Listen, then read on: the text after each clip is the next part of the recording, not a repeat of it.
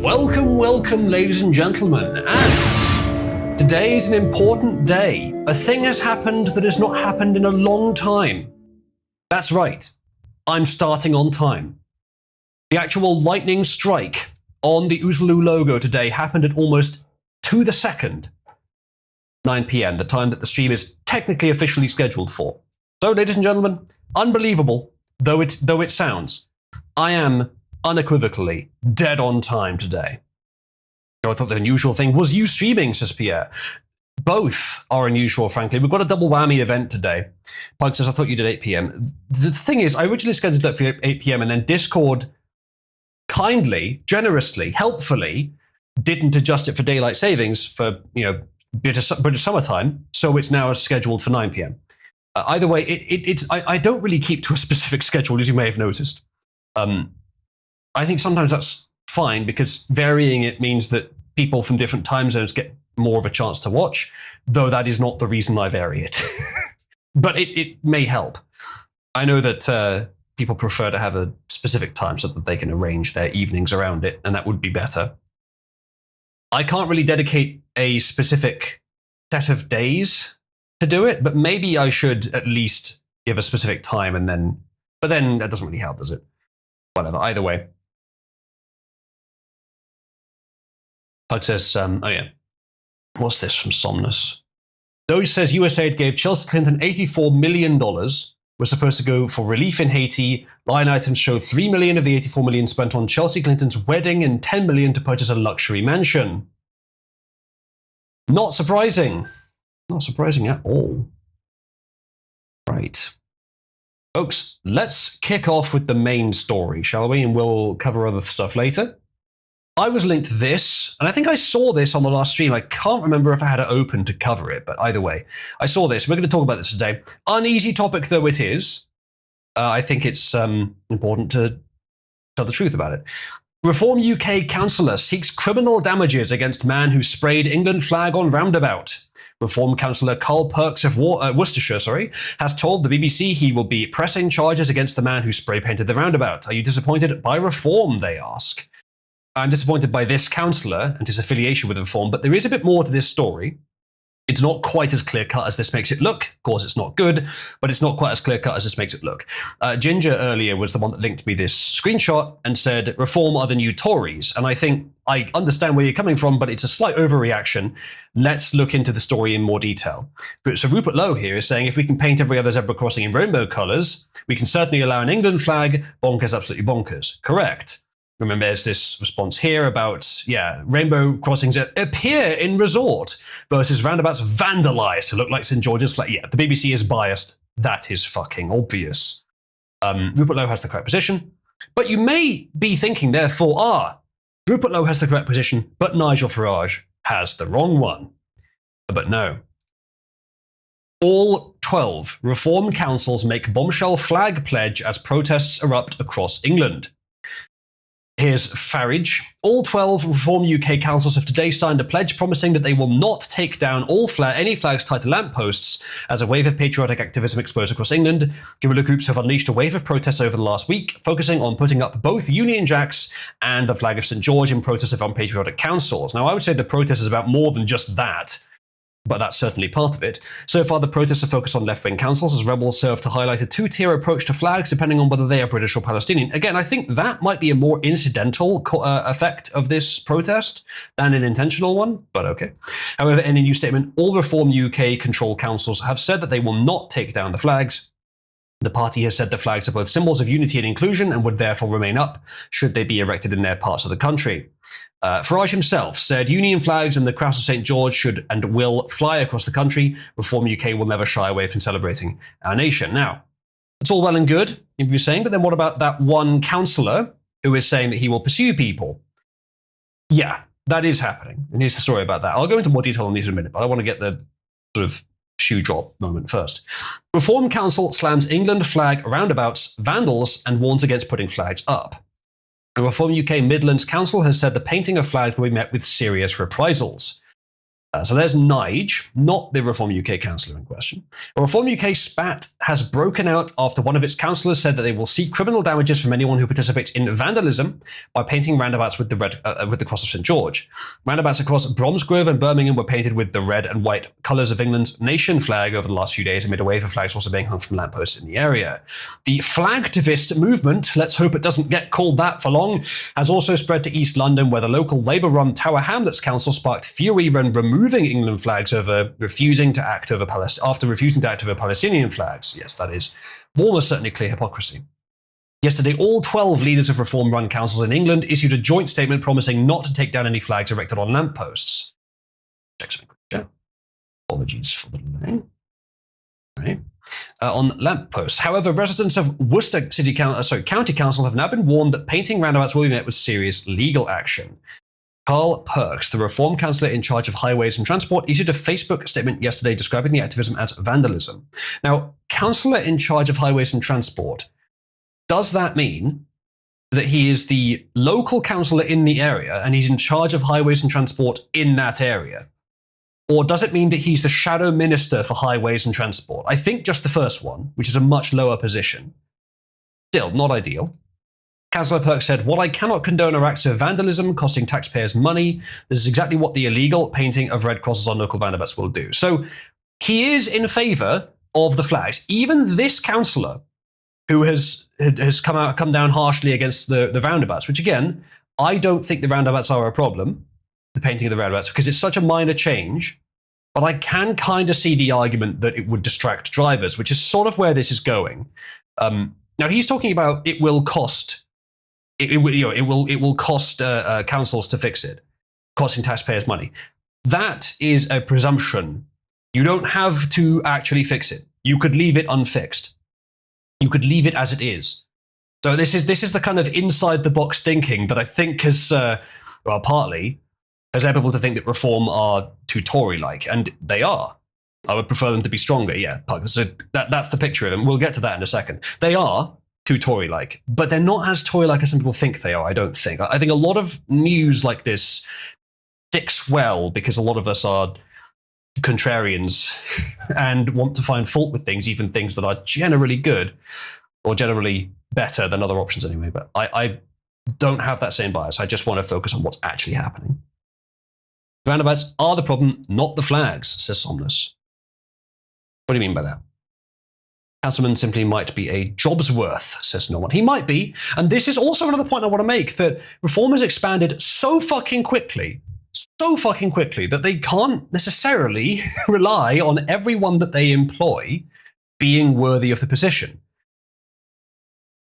It sounds like an excuse, but holy shit, if you had to find thousands of people to employ for positions, not only who had the right opinions, but who also were competent for the job, and also weren't, I know this was controversial, but weren't so radical that they would get your party buried under acres and acres of press defamation, which is a concern, while I would prefer that they just not bother to vet people on those grounds, and the way they did it was certainly wrong. I do kind of get politically, strategically why they did. So you have to hire thousands of people with those three very big limiting factors. It's going to be very fucking difficult. Now, that's not an excuse for it currently being the case, but it is an explanation for why it hasn't been fixed yet. One hopes it does become fixed. And certainly, Mr. Carl Perks has made himself very blatant here by doing this. But let's continue reading, because his argument's not even that far-fetched. I do disagree with him, but it's not crazy wrong. Quote, "This act of vandalism will cost our county council money to rectify, as the cabinet minister for highways..." Oh, never mind, he is cabinet minister for highways. Oh, for Worcester City Council. Okay, never mind. "I will be seeking criminal damages so that every other taxpayer in the country does not pay for this." So it's the way he's put it. I know it's a minor thing, but the way he's put it, it does sound like he's not seeking it for punitive reasons or for deterrence reasons. Though that doesn't make it much better, does it? But it's just about not having to pay for it. Like the person that did it should pay to get it fixed. Now, I don't agree with that, but it's not quite as bad as it initially made the sound. He reiterated Reform UK's commitment to keeping the flags on lampposts in place, so he's in favour of that, though warned activists that putting them up may not be the best thing to do, mostly because it's dangerous and could cause damage. Now, that's true.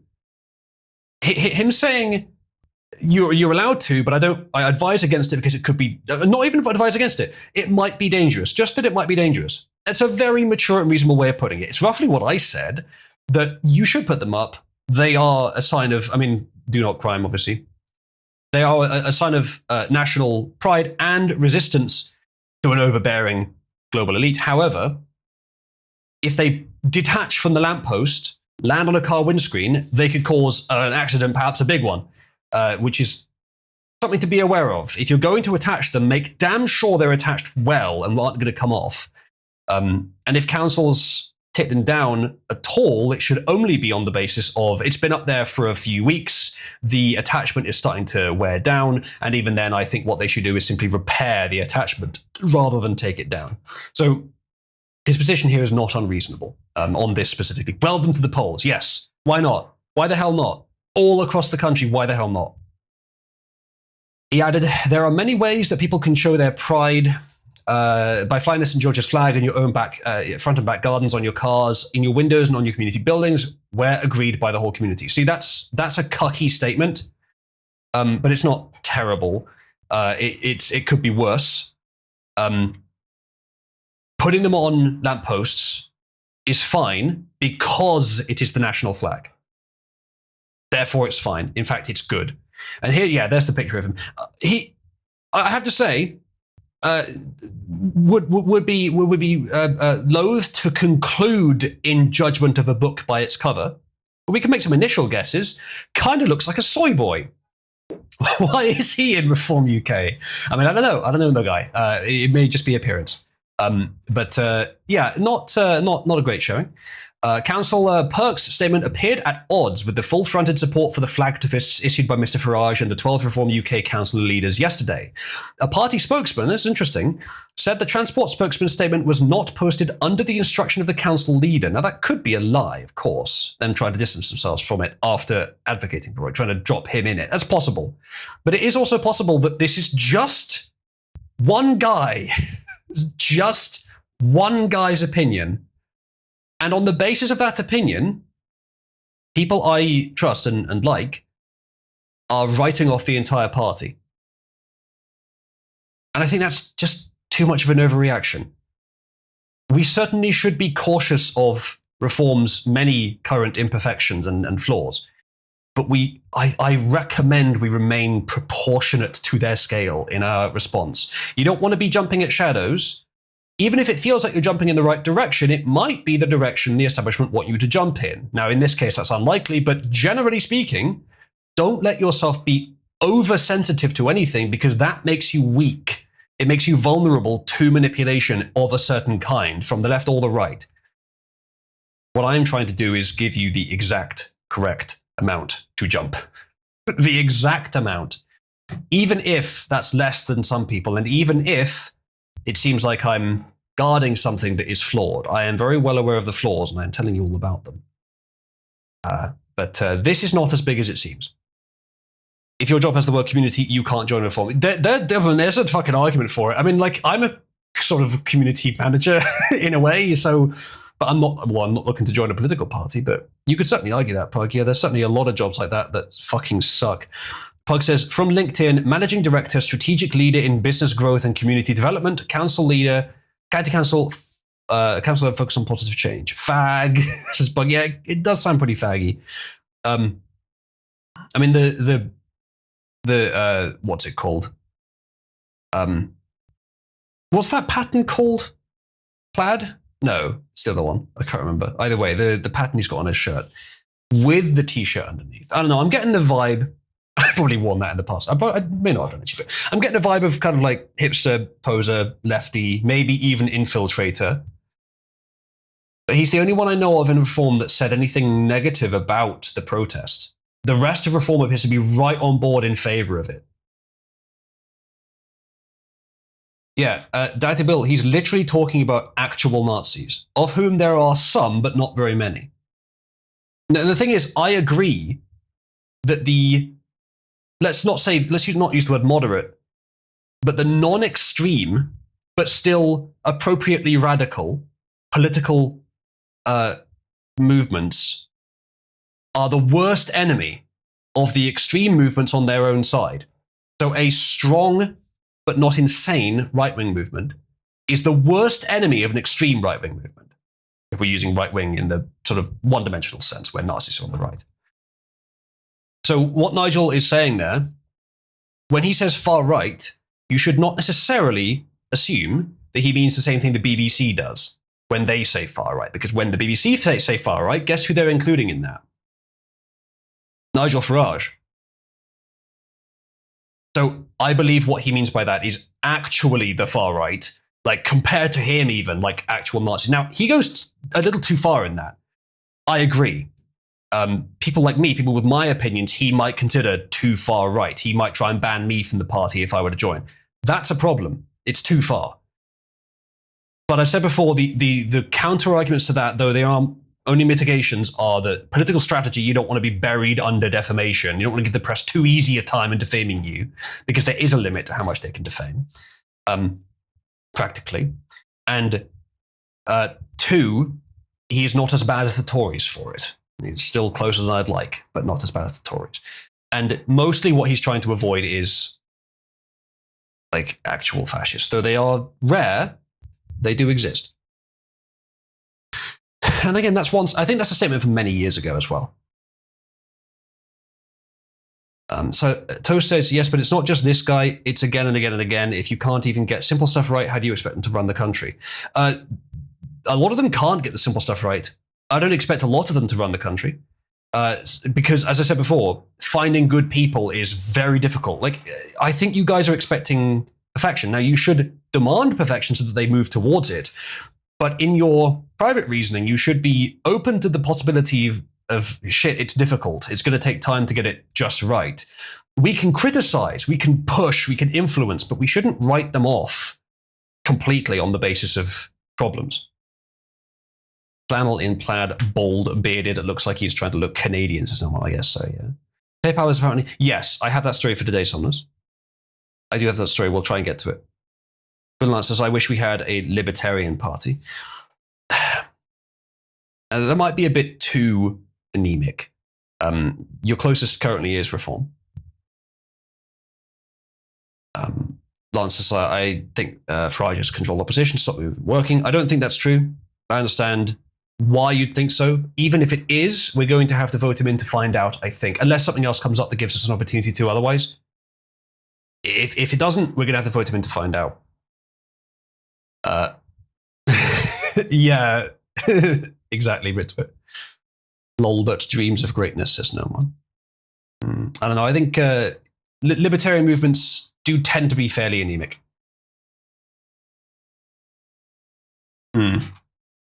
Yeah, Spooner. I'd agree. So they reiterated that the leader, Joe Monk, had said they are unequivocally proud of the St. George's Cross and all it represents. The councils should be painting them. Yes. Yes, the roundabouts should have the St. George's Cross painted on them by the councils. Yeah, anyway, there was this story from the BBC which didn't really cover... I don't think that covered anything new that I hadn't already covered, but there's a bit more in this story. Leader of Lancashire County Council and chairman of the Reform UK Local Government Association told Stephen Atkinson added, Reform UK councils are clear. Where done sensibly, we fully support the flying of Union and St George's flags on lampposts. Now, where done sensibly, of course, there's room for wiggle room there for them to say something wrong. I would guess what they mean is if it's properly attached and isn't going to fly off after a day or two. I hope that's what they mean. Quote, these flags are not only a sign of unity and inclusion, but also I would not use the word inclusion for that. Even unity is only technically true with with either flags. It's a nation or multiple nations. It's unity in both cases, but inclusion is definitely the wrong word to use there. It is exclusive to English/British people, depending on which flag you use. It is exclusive to people that actually of this country, who like this country, which is it does not apply to a lot of people in the country. But also of national pride, he says, we will never get in the way of those who wish to express love for their country. Well, one of your councillors is, so see to it. It was signed by the leaders of Kent, Lancashire, Durham, Staffordshire, Lincolnshire, Leicestershire, Worcestershire, Nottinghamshire, Derbyshire, Warwickshire, West Northamptonshire, and North Northamptonshire. I didn't know there was a place called North Northamptonshire. Okay, go on, Americans. You're allowed to criticize that. Ginger says, I'm 100% of the thought that Reform are going to pull a Boris full-on betrayal. Wouldn't even be surprised if we get a Nigel wave. That might happen. I would not say I'm 100% sure on that, but it definitely might happen. Someone says, I've got a second report corroborating the visa review story. Yes. Okay. That's okay, good. That's from earlier. Okay, that's good. Unity and exclusion. Yeah, exactly. Yeah, indeed. That, by the way, that wasn't Nigel saying unity and inclusion. It was leader of Lancashire County Council and chairman of the Reform UK Local Government Association Group, Stephen Atkinson, who I've not heard of. He's a bit further down the party, but what he said is not terrible, but it's not quite right. Earlier today, both Birmingham Council and Tower Hamlets Council said that they were moving to pull down the flags in their area as soon as possible, which I believe are either both Labour or neither Reform either way. Reform UK's Lee Anderson said it was a shameful double standard by Tower Hamlets Council to rip down Union and St George's flags whilst letting Palestinian ones fly across the city is a kick in the teeth to ordinary Brits and shows utter contempt to the people they're supposed to represent. The local authority previously refused to remove Palestine flags hanging from Lancashire and council buildings, which is, yeah, they need to be out. It eventually bowed to pressure after Jewish family. There it is. That's what it took. The row continues, comes after Birmingham City Council ordered the removal of Union and St George's flags raised on lampposts in a patriotic outpouring. Yeah, they need to go as well. The council, the flags need to stay. The council needs to go. Put fag flags up in Arab areas. I mean, sure, let's just see what fucking happens. Yeah, Somnus. Again, I've been meaning to cover that last two times. I think I'll try and cover that second today. So if you're American, we'll get onto the American story, I think, second today. Remind me if I forget, we'll try and do that.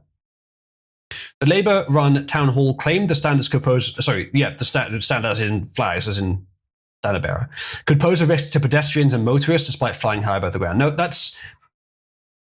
Again, as I said earlier, there is an argument for that. If they detach and land on a car, it could fuck that car up and make it crash. Like it's a risk. It's an unlikely one, but it's definitely possible. And that is, there's more. On Monday, Downing Street backed people flying English flags, but declined to comment on specific cases. It's interesting, isn't it? We were talking last stream, I think, with Aidan about how the government have not been pursuing people over this. And now they're backing it. I think there's a few things it could be. I think Aidan said US pressure is definitely a factor. It could also be the continuation of Labour being just terrified of Farage's popularity. They don't want to get on the wrong side of this issue because it'll just go down even further. What is Labour's approval rating at now? Was it 13%? Aidan said yesterday. It's really fucking low. And Nigel's way higher. So for whatever reason, that's got them scared. Now, it could be entirely the US. It could be that Nigel is really just the catalyst and the US pressure is the main thing. Or it could be the other way around. I'm not sure exactly. I think they're both factors, though. Towel Hamlets, they wrote that wrong. Council spokesperson said, the council has a policy setting out which flags are flown from council buildings or on which occasions. Your policy should be that Union Jacks and St. George's Crosses are always allowed, everywhere. Quote, we are aware members of the public have been putting up St. George's flags on various structures. While we recognise people wish to express their views, we have a responsibility to monitor and maintain council infrastructure. These flags won't make any difference to that. This is a nonsense excuse. The only, as I said, bring metal clips to make sure they don't fall off. That's what you need to do. It's probably cheaper to do that than to tear them down. Maybe not cheaper, but not much more expensive. Where flags are attached to council-owned infrastructure without permission, they may be removed as part of routine maintenance. Any other flag but the national flags, I'd be okay with that. Or the county flag, nation flag, or union flag. Those three are okay. Not the EU, in case we have to rejoin, but those three are okay. You can put your say-axes up much. Those should be okay everywhere across the country. If we're talking county flags only within their county, that should be always universally allowed. The England flag all the way across England should be universally allowed. Scotland flag in Scotland, Wales flag, that's all fine. And then the Union flag universally across the entire EU. Those three flags, or three categories of flag, should be universally allowed in the region they're relevant to, everywhere. And the council should pay money to reinforce their installment. when they are installed by the public. Theo, that one's a bit more debatable. It's a different country. It's Germans. Wouldn't want to represent Germans. Right. Lads, should we try and pull Trig in? All right. Okay. Trig is currently in voice. I don't know what he's doing. Let's check actually. He's just sitting in voice. Let's try and pull him in here. Can you all write up a quick message for Trig? That just like a nice message to try to entice him to join the stream, because I think he might. I'd like to hear his comments on this, and he happens to be around. Prepare the message, write the message, just a quick short message, just at Trig, join stream, something like that. That would be fine, but something a bit more enticing if you can. And then in a few seconds, we'll send the message and we'll see if we can get him in. All right, because he did say at one point, like he's happy to come on more often, just, let him know what I'm doing it. All right, ready, chat? 3, 2, 1, send.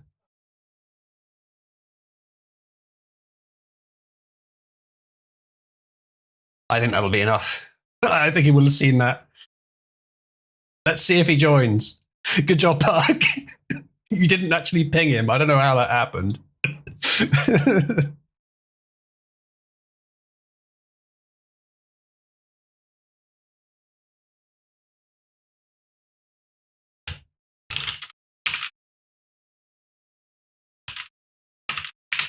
So he might be AFK, but we'll see. I imagine that his phone is fucking rocking itself off the countertop if he is AFK, if he's in the kitchen or something. We'll see. We'll see if he shows up.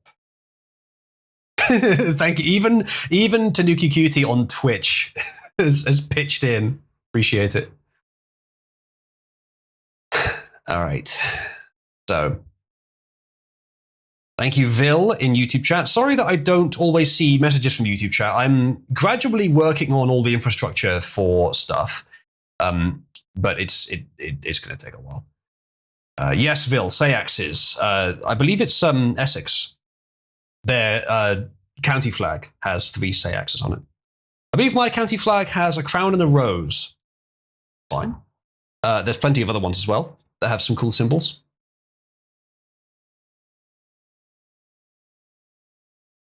So chat, I must alert you to something.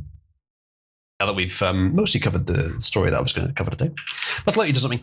The current board, there was something that happened yesterday. It may have been a bug. Once again, I am working on improving the infrastructure. It's not done yet. But currently Cloptro is at the top, and it didn't come on the back of like any change that should have happened. Suddenly someone contributed 1 in favor of Glussi Mathussi, and then it dropped to 5th from 1st. I don't know what happened there.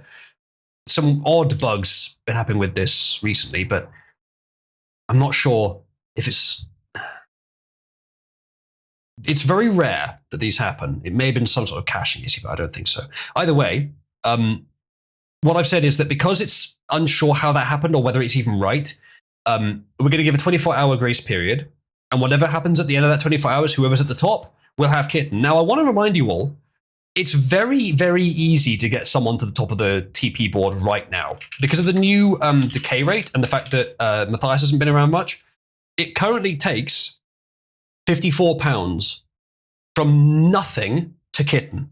You can make anyone on the server Discord kitten. They get a special role, which declares their Discord kitten status. It really would not take much. Ted says, I pay you $1 a month and I expect better for my money. You can put that $1, well, actually, $2.30 worth you can put right into the TP board every month, just on the basis of that $1 a month. And you get a free color roll, even despite not being level 3. So I think for $1 a month, that's not too bad. Twin Lance says, I declare myself sacrificed to become rank 1. Well, I think you've got to convince people that you've got to convince them that you don't want to be kitten. Like, convince them, not just say it, but they've got to believe that you don't want to be, and then it'll be funny to make you kitten. Who in here would it be funny to make kitten? I don't think no one's been kitten yet.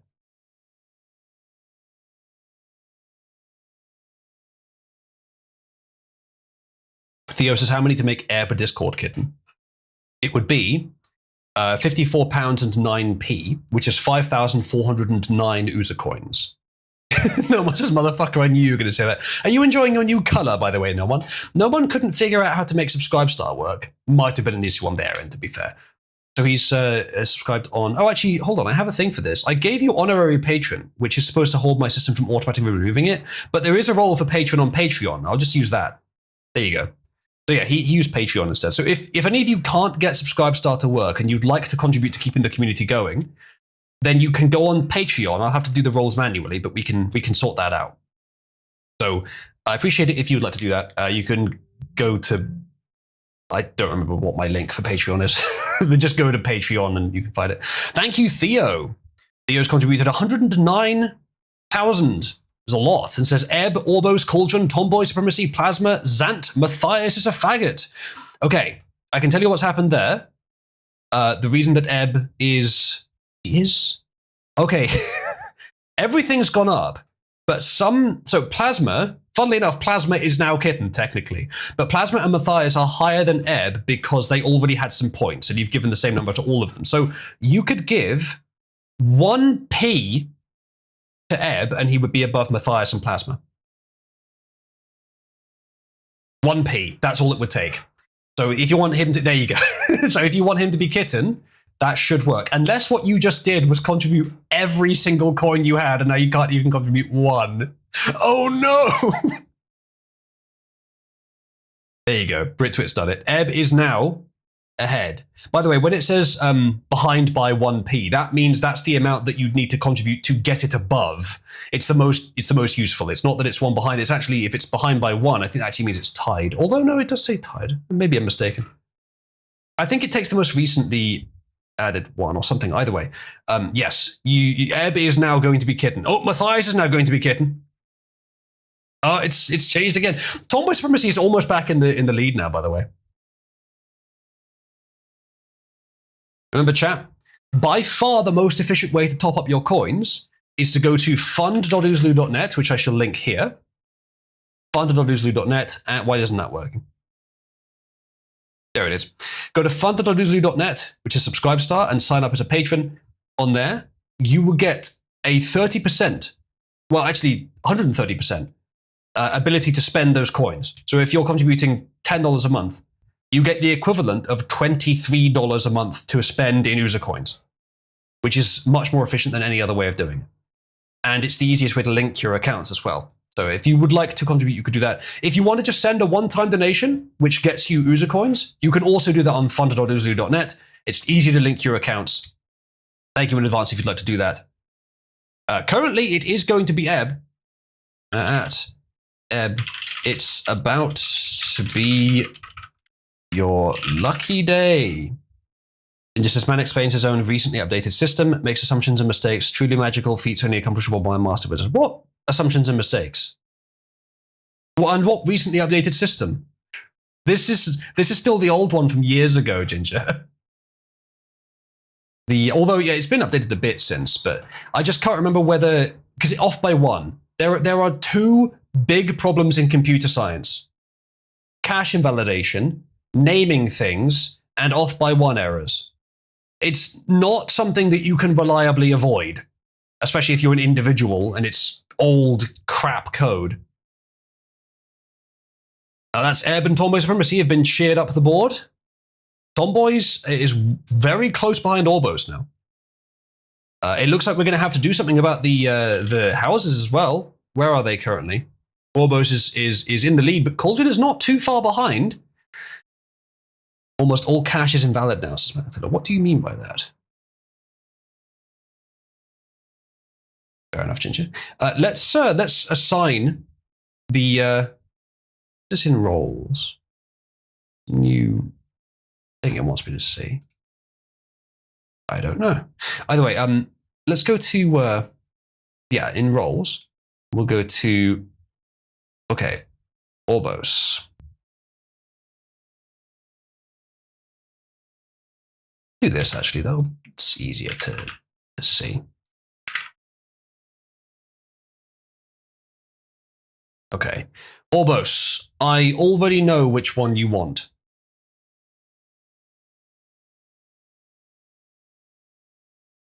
Save. All right.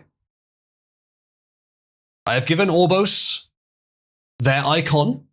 Whichever house is in the lead gets to pick a emoji for themselves, and their entire house then gets that emoji.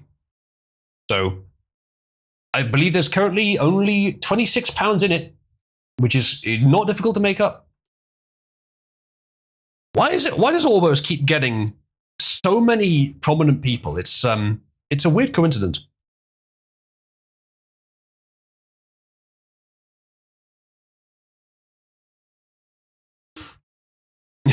Set Spire to Indian. I'm not currently going to do the lowest house. I might do that later. I'm going to leave that for now.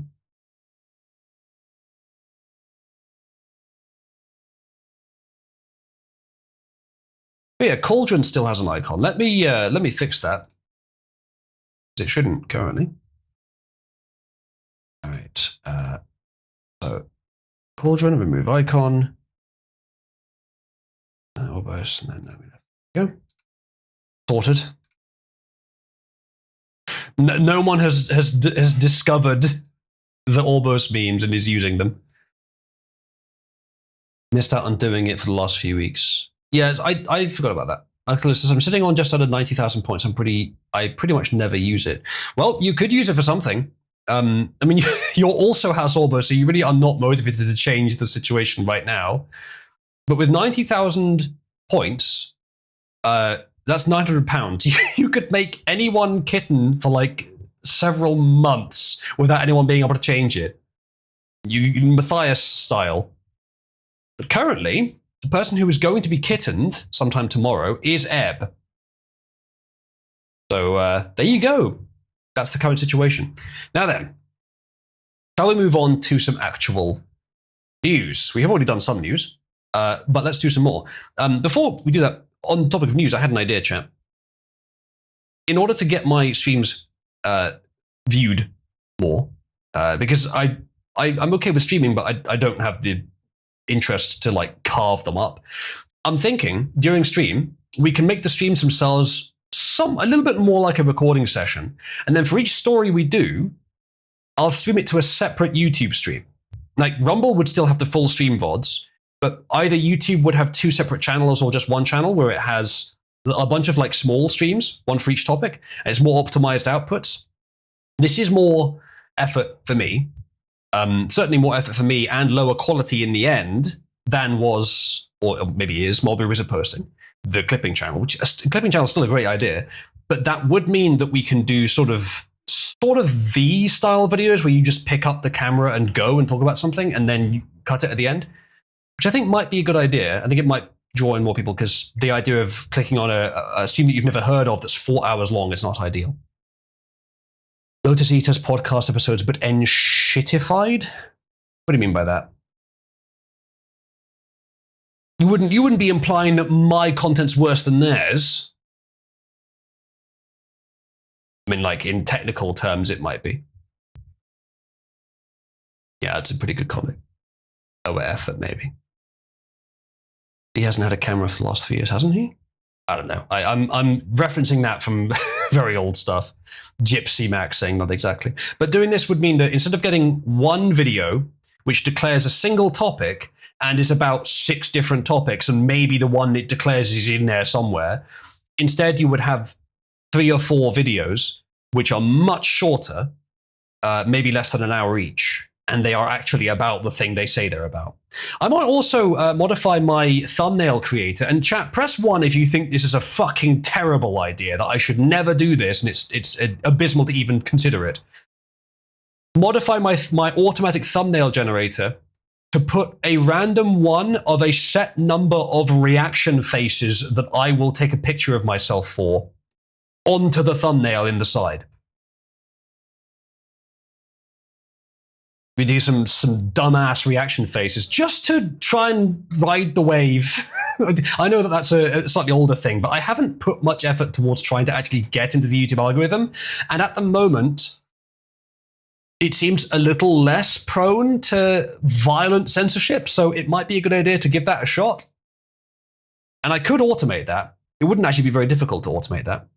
Different reaction photos for different emotions. Yeah, but I'm not fucking. I don't want to specify. Actually, I could have like my little thumbnail making script.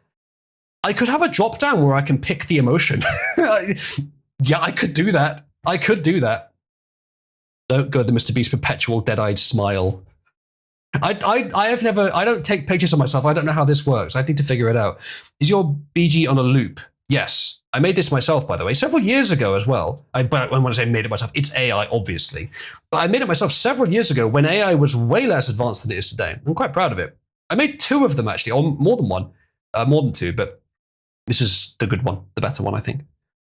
Softcore porn cabbie reaction images. Thanks, Melcatillo. Really appreciate that input. We could do it, though. I mean, not exactly that, but we could do some cabbie reaction images as well. It might be funny.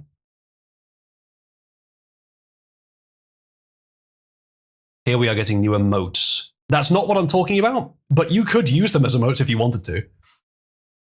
Yeah, Theo, Cabal-chan is a thing, but she's not publicly viewable currently. Publicly just like talkable. She has been in the past, but I've been working on the code a lot. It's currently in a state where, I mean, it's probably about the best it's ever been, but some things about it are still missing, some refinements. They won't take long to add, but I'm just fixing the big stuff. There are a few things that AI just cannot fucking help itself but to do that I don't want her to do. And I'm having to add some extra layers of defense to prevent it. It's quite difficult. Eb says, oh, you fuckers. About the kitten thing, I think. It's too fucking bad. Quattro says, once AMD sorts out the Linux drivers, I'll get back to more cabbie generations for various uses. Let me say this, Quattro. You might want to look into it. OpenAI, ChatGPT's makers, released a open source version of ChatGPT recently. There's a 120 billion and a 20 billion model. I looked at them a while ago and thought, that won't be interesting. They'll be too censored. They are. But there are obliterated versions of them, which are less censored. They're still distinctly and clearly politically biased, but they are very fast and smart. So if you want to do something that does not require a neutral political stance, it'll talk about politics. It'll even say 1 or 2 racist things, but it always fills it with fucking glazing of the group and telling it to be racist against. If you want it to be smart and you don't care about the racial aspect, honestly, right now, ChatGPT 20 billion obliterated is probably your best choice. Probably by far. I haven't actually compared its intelligence to the model I'm using, but from what I've seen online, it's very good. What if I were to merge them with the one we're using? I did consider that. It might be interesting, but you will get the political bias from ChatGPT pretty strongly. And I think if you're trying to merge where you want the lack of bias from one and the intelligence from the other, I think you're more likely to get the bias from that one and the lack of intelligence from that one. I think that's the more like, so you'd have to be very careful, but it's worth a fucking try. Give it a look. Already done some looking into it, and I can then fine tune to get the right political takes. Fucking go for it, man. User to update profile picture is already responding with cats. So true. Surprisingly neutral to gun-related stuff. Interesting. Do you mean the ChatGPT hosted one or the local 20 billion one? I tested the 20 billion one. It's very fast because it's a mixture of experts. I think it's 24 experts. So different personalities embedded in the model that have different specialities, and they're about 3 billion each. And so while it's actually working, it's only running a small portion of the model, but it's the portion of the model that is best suited for what you're doing. That's why it's so fast, but also quite smart. So MOE, mixture of expert models, generally are better. The one that Quattro and I are using isn't an MOE model. I kind of wish it was, because they are generally better. There was one that I used initially, which is an MOE, but it was too politically censored or too biased. And you can't tell it not to be biased. It is inherently, you can't really fix it.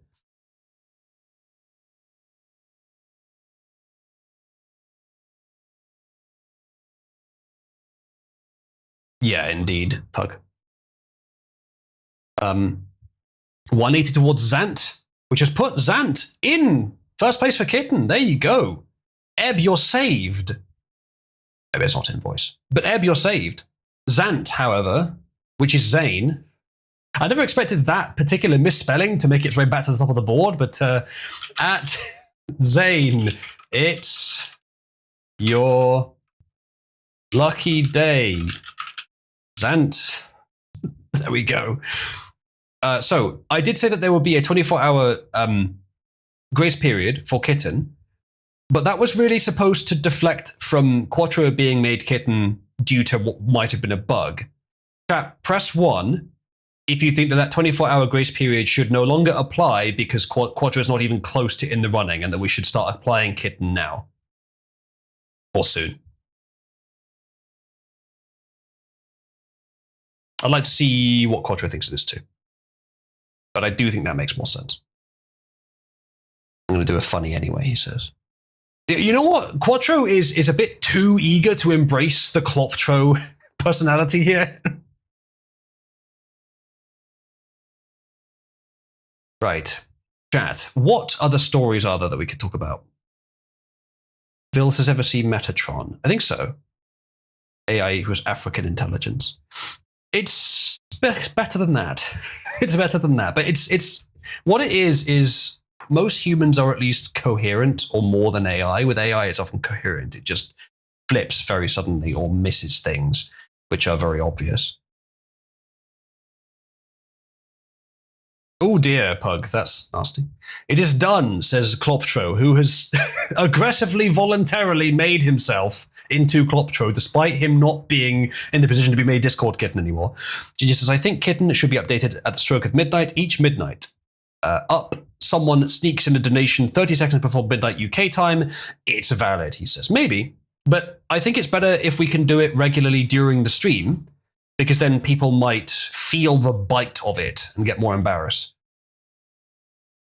Remember, Ginger, we did have the Our Hero system where there would be some bonus for contributing last in an hour, and people didn't use it, barely used it once. And then every time I advertised it, they ignored it. So I don't think people actually care enough to schedule their contributions to do that. We could say, though, I suppose what we could do for Our Hero is that just the last contribution at the end of the hour is boosted like 10 times, 10x or something. Kitten gets reset at end of every stream, says Stu. No, honestly, I think the way we're doing it now, where I just set the kitten about 5 minutes after they get declared, is the better way. It's also more funny when the kitten changes literally while I'm in the settings menu. And then, yeah. So I think, chat, it would make more sense to treat these streams as sort of more recording sessions where we do a politics and we record that and send it. And then the rest of it is kind of casual for a while. I'm mostly just talking to you. I don't have to feel pressured about going straight away to politics. And then we jump back into a politics thing and we focus on that for a while, one story, and then we drop back into casual. And it's a far more sensible way of doing it, I think. And it's more specialized to do two different purposes. The only thing I have to do is maybe spend a few minutes on YouTube setting up the new stream event, which I may end up doing on stream every time I want to talk about a story, which is not ideal. I of course could do that in advance, and I could do that for like 3 stories a day. It's more effort before the stream, but it's probably still worth it. Also, I'm not saying nigger. I could do that, Pug. I could avoid saying that on those sections. But the thing is, even if I do it out of my own choice, because it's my channel and I want it to be successful without issues, which I might not do, I might not bother. Even if I did that, I would absolutely never want my guests to think that they couldn't speak freely. I would absolutely want them to speak freely. It's completely up to them what they say. So yeah, I'd either have to, if that were to be useful, Pug, I'd need to either not have guests, or my guests would have to feel like they couldn't speak freely, which I don't want to do. First, says they even tried to cancel a convention called Mayor Force because it was organized by 4chaners and was more successful and well put together. Oh no. Of course, Spirit has all the horse facts. All right. Let's continue with more news. It's very weird. Last stream, I had like no more than about 25 viewers for the day. It's very, very odd that happened because I'm streaming at roughly the same time of the day, a little bit earlier in the day right now. And I have, is that almost 50 if you add up YouTube and Discord? Yeah, that's about 50 viewers. It's not too bad, honestly. For someone who's been as censored as me, having 50 live viewers after this long, that's pretty good. I'm not too upset about that. But yeah, either way. Let's continue. I just don't know why it was so much lower yesterday. I don't know what happened. If you want 10,000, you should watch. No, I'm not doing that. Dashcon 2, oh, did they? I guess I'll look forward to Internet Historian documenting that catastrophe.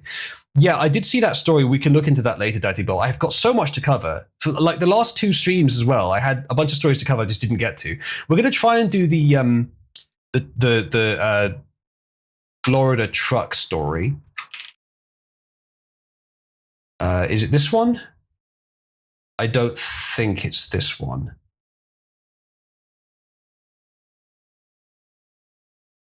Come on, Twitter, what are you doing? No, it's not, but that is interesting. At this point, I'd be, as I'm trying to find the story, I'd be looking to turn crash. I know I had this story open. I don't know where it's gone. Were they Pakistani or Indian? Indian, Pakistani, no, that's fine. I'm sure I had this open, but I don't see it now. Okay. Florida truck Indians turn crash. There we go. This will fucking get it. I don't know. I'm sure I had something open on this. Illegal migrant truck driver in deadly Florida crash failed English road sign tests despite getting licenses from 2 sanctuary states. So this is a story where we can just look at it and say, yep, this is how right we were, repeatedly. Did they redo the ball pit? It's a good question, Twit. They did so much. It's basically a joke based on the original, but one of the original organizers, the 17th of the OG DashCon, was involved. Actually, a very successful convention. Oh, really? Well, all right. I guess fine. I mean, maybe they learned from their first experience. The Indian immigrant truck driver accused of... Fuck off, New York Post. Accused of killing 3 people in a crash when he made an illegal U-turn across a Florida highway, badly flunked English fluency and road sign tests. Following the smash-up, the U.S. Department of Transportation revealed Harjinder Singh answered just 2 of 12 questions correctly when being tested for English language proficiency by the Federal Motor Carrier Safety Administration, or FMCSA, after the April 12th crash. And when asked to read highway signs and their meanings, Singh could only identify 1 out of 4 signs shown to him. Now, I want to make this clear. What I'm about to say applies to the UK, but it probably also applies to the US as well. There are certain signs that you see on the roads which aren't labeled, and it's not exactly clear what they mean. They're symbols that aren't meant to be easy to interpret, which are specifically for lorry drivers. I believe there's one with blue with like a white cross through it, and there's some other odd symbols that you've probably seen around the roads that you don't know what they mean. They're specifically for lorry drivers and maybe some other kinds of vehicles, heavy good vehicles or whatever you call them. So lorry drivers, they're just for them, but they need to know what they say because sometimes they give important information that lorry drivers absolutely need. A normal driver not being able to read road signs is, well, it's fairly unlikely because they're usually pictures, but that would be bad enough.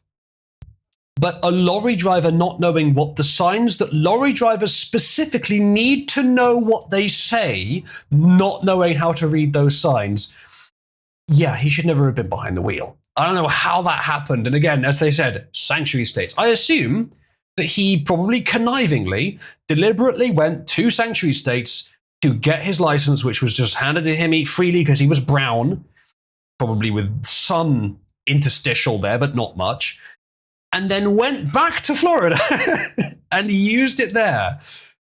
Not good.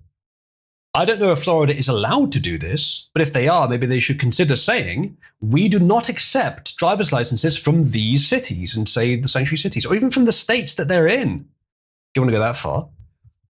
I'm saying you might need to at this point. Let's continue. Is that some designer thing? Because that would be interesting if he's put the money into that.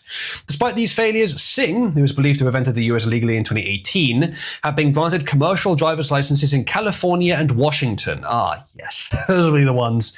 Yeah, no one says Gucci, yes, fake likely. Of course, but still. Someone says, I think he showed a Punjabi driver's license in California at the DMV. He certainly didn't ask for one in English since he didn't speak it. The idea of accepting a driver's license from a foreign country as good enough indication that you can drive is mad. If they are from a civilized country, like if it's the US and they're from the UK, where the UK driving standards are actually kind of higher than the US standards. But if it's a Western country, a first world country, and you're between them, fine. That's probably fine. Especially if they're a tourist, that's probably fine. If they have an Indian driver's license, I would almost rather that they were not from India and didn't have one at all, had never driven in their life. Because an Indian driver's license is going to bias you to driving in such a way that is extremely dangerous. If you're from not India but have never driven in your life, I would think you have a better chance of not causing an accident than an Indian person who has driven for years. Would we generally agree with that, chat? I don't know, maybe you've driven maybe once you've driven 5 times. You've got the basic motor skills down, then definitely. But that's it. So driver's licenses from any country except first world countries with similar culture to yours, absolutely useless in terms of acquiring a driver's license in the country that you're currently in. Aside from the fact, of course, he was a fucking illegal immigrant, so he shouldn't be there in the first place. Once they saw, an Indian driver's license, that's interesting, sir. Can I see some ID? Some actual ID? No. That's interesting. We're going to have to look into who you are. We're going to have to contact ICE and just see if you're supposed to be in the country. Start the process. Spurs says I drive in Iraq a few times. Well, you're from a civilized country. It's close enough. Go says, don't be racist, sir. Indian drivers are the best in the world, sir. Someone says, I think Klopcho has some opinions he wishes to express regarding this matter. Do you? You can just say them. Jeets should never be allowed in any other country, let alone allowed to drive. I mean, yeah, there's that. There is that. Tuk-tuk license, yes, indeed. Yes, I have that story, Spinner. We'll try and get to that later. Indians think they should be equal to Canadians, but they are not. This guy says they're quite allowed to deport them all, do not help them, do not associate with them. Yeah, generally speaking. Crash was preventable tragedy directly caused by reckless decisions and compounded by despicable failures. Well said, actually. There's a picture. How many people died? Non-enforcement and radical immigration policies have turned the trucking industry into a lawless frontier. Jesus. It's strong, it's true, but it's strong language. I assume it's true. Resulting in unqualified foreign drivers improperly acquiring licenses to operate 40-ton vehicles. I quite like this guy. He's saying it as he should. Singh is accused of sparking the deadly accident after he attempted an illegal U-turn through a highway cut-through marked official use only, with his massive tractor-trailer blocking the 4-lane highway. Just how fucking dumb can you be? This is part of the reason why, Kit Boger's the other. I repeatedly say modern AI, even a couple of years ago by this point, is smarter than the average Indian. And frankly, AI, when it first came on the scene, was arguably smarter than the average Indian. But the fact that Kit Boger's AI can keep Indian scammers on the line for hours and hours and hours is definitely evidence towards this. But the fact that, how many of you would assume that if you put the Tesla's driving AI fully in charge of a vehicle, let's say it's a truck, do you think that if you just let an Indian and Tesla's AI drive around in this truck for hours and hours and hours and hours, which one would do this first? The Indian or the Tesla? It's the Indian. It's gotta be the Indian. Even if you gave ChatGPT, an LLM not designed for driving, the ability to drive a car with the correct, delays in the simulation being given to let it think through its response and all that stuff, make it actually work with accounts of the differences in the model, it would still not do this. This is crazy that it would do this. Someone says, it's all bugmen there. The chinks are some kind of hive insects, but the jeets are fucking beetles. I don't know much about the different personalities of insects. I'm not really sure I can comment. Ghost says it was a 100% fatality rate for everyone not in the truck. That's pretty bad.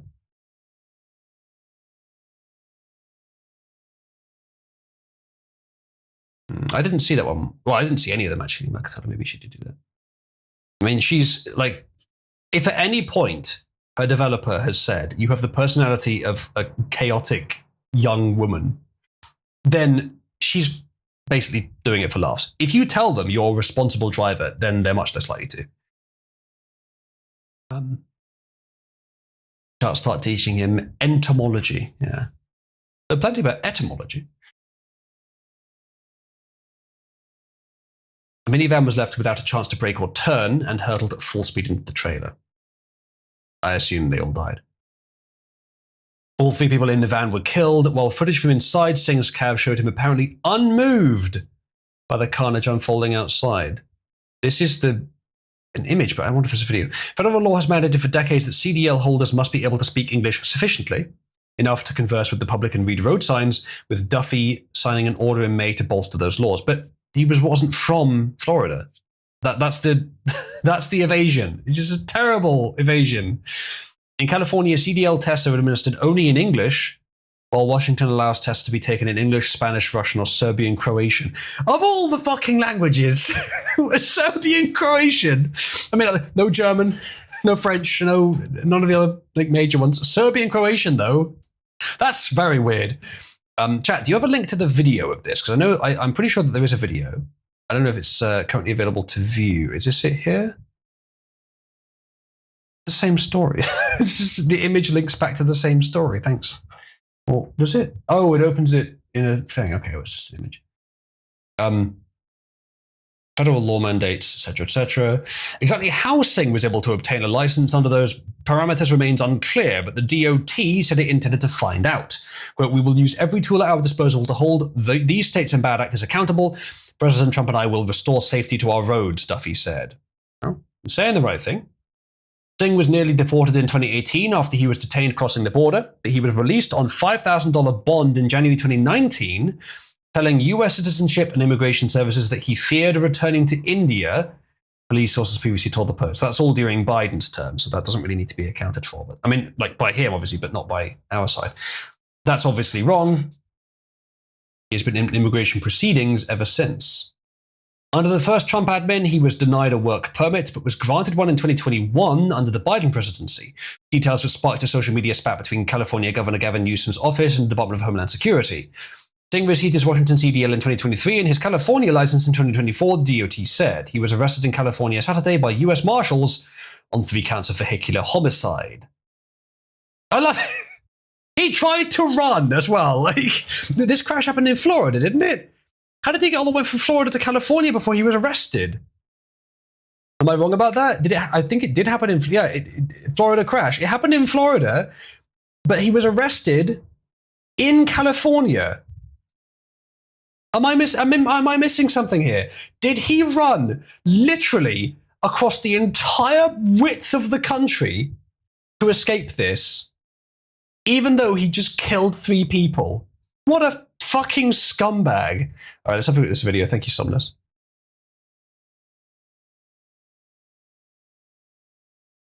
Ooh, Jesus.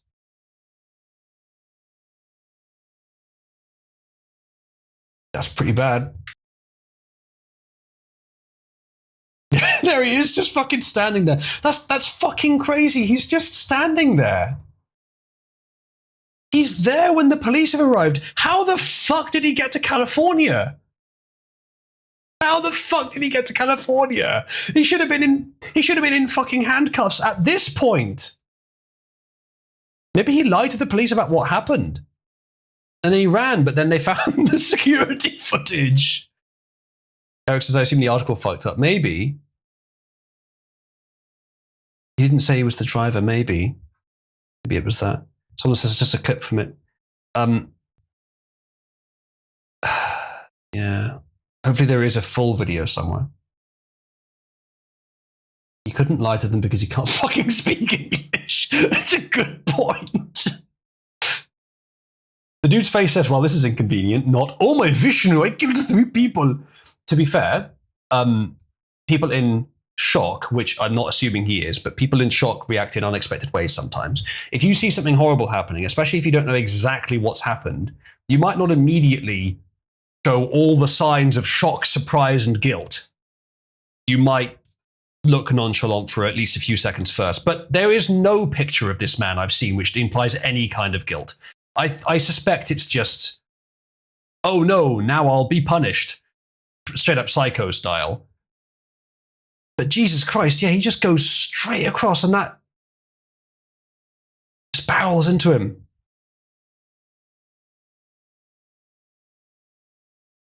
I mean, yeah, his face there, like, it's hard to defend. Even from what I said just now, which is true, it's hard to defend the face he's making. It's completely neutral. And he has seen, at this point, he has seen that the car has literally compressed itself against his truck. And he's just like that. That's it. So I also want to say that entirely this guy's fault, 100%, no doubt. But the car that crashed, it didn't look like it was braking very hard. They may not have been paying full attention. So I mean, you don't generally expect this to fucking happen, do you? But I mean, this was a blatantly retarded, extremely dangerous thing to do. Very obviously. 200,000 deaths a year on Indian roads. Yeah. Yeah. It's crazy, so much more dangerous than in the West. Tonight on Bottom Sar. Come and you idiot, you jackknife the sports lorry! True. Someone says, I don't just want these things deported, I want all their dead exhumed and sent back home with them. Fucking, I don't know, not my top priority, but sure. Okay, so, investigation reveals Singh and his passenger, Harmeet Singh, flew to Sacramento, California, August 13th. An arrest warrant was issued August 15th. He allegedly entered the US illegally in 2018. And okay, so when was the crash? 28. The crash happened August 12th. Yeah, he did. He literally fucking did. The day after the crash, he flew to California. The day after, he fled to California. Holy shit. Yeah, I've got no defenses for this guy. No defenses whatsoever. Probably straight up psychopath. He should never have been in the US, and he should never have got a license, and he should never have been behind the wheel of a car. And he needs to be, well, at this point, given he's killed people through negligence and clearly showed no remorse, I don't know, I think deportation might be too good for him. I'm not advocating for him being executed, as some of you might be. I think that this is the kind of case where there are some crimes that are so bad that maybe you need to, like, have a facility that's not in America that is still a prison where you can make damn sure they're actually punished for their crimes. And yes, I know that what I'm describing sounds like Guantanamo Bay, but I think given that a lot of people would say that he should be executed for this kind of thing, I'm not talking about literal torture, but just outside the country, in prison. Make sure he's actually punished. Do the world a favor by making sure this guy actually suffers some punishment. But don't keep him in America. Either way, he needs to go. We have that. It's cold living in India, says Ghost. Dick probably says, I've got the rope right here. Understandable, to be honest. Understandable. I've said before, I'm not in favor of governments having the power to kill people, but I do think that some people deserve death and that the world would be better off if some people were killed. Long term. It's just the issue of, would the world be better off if the government had the ability to decide who did?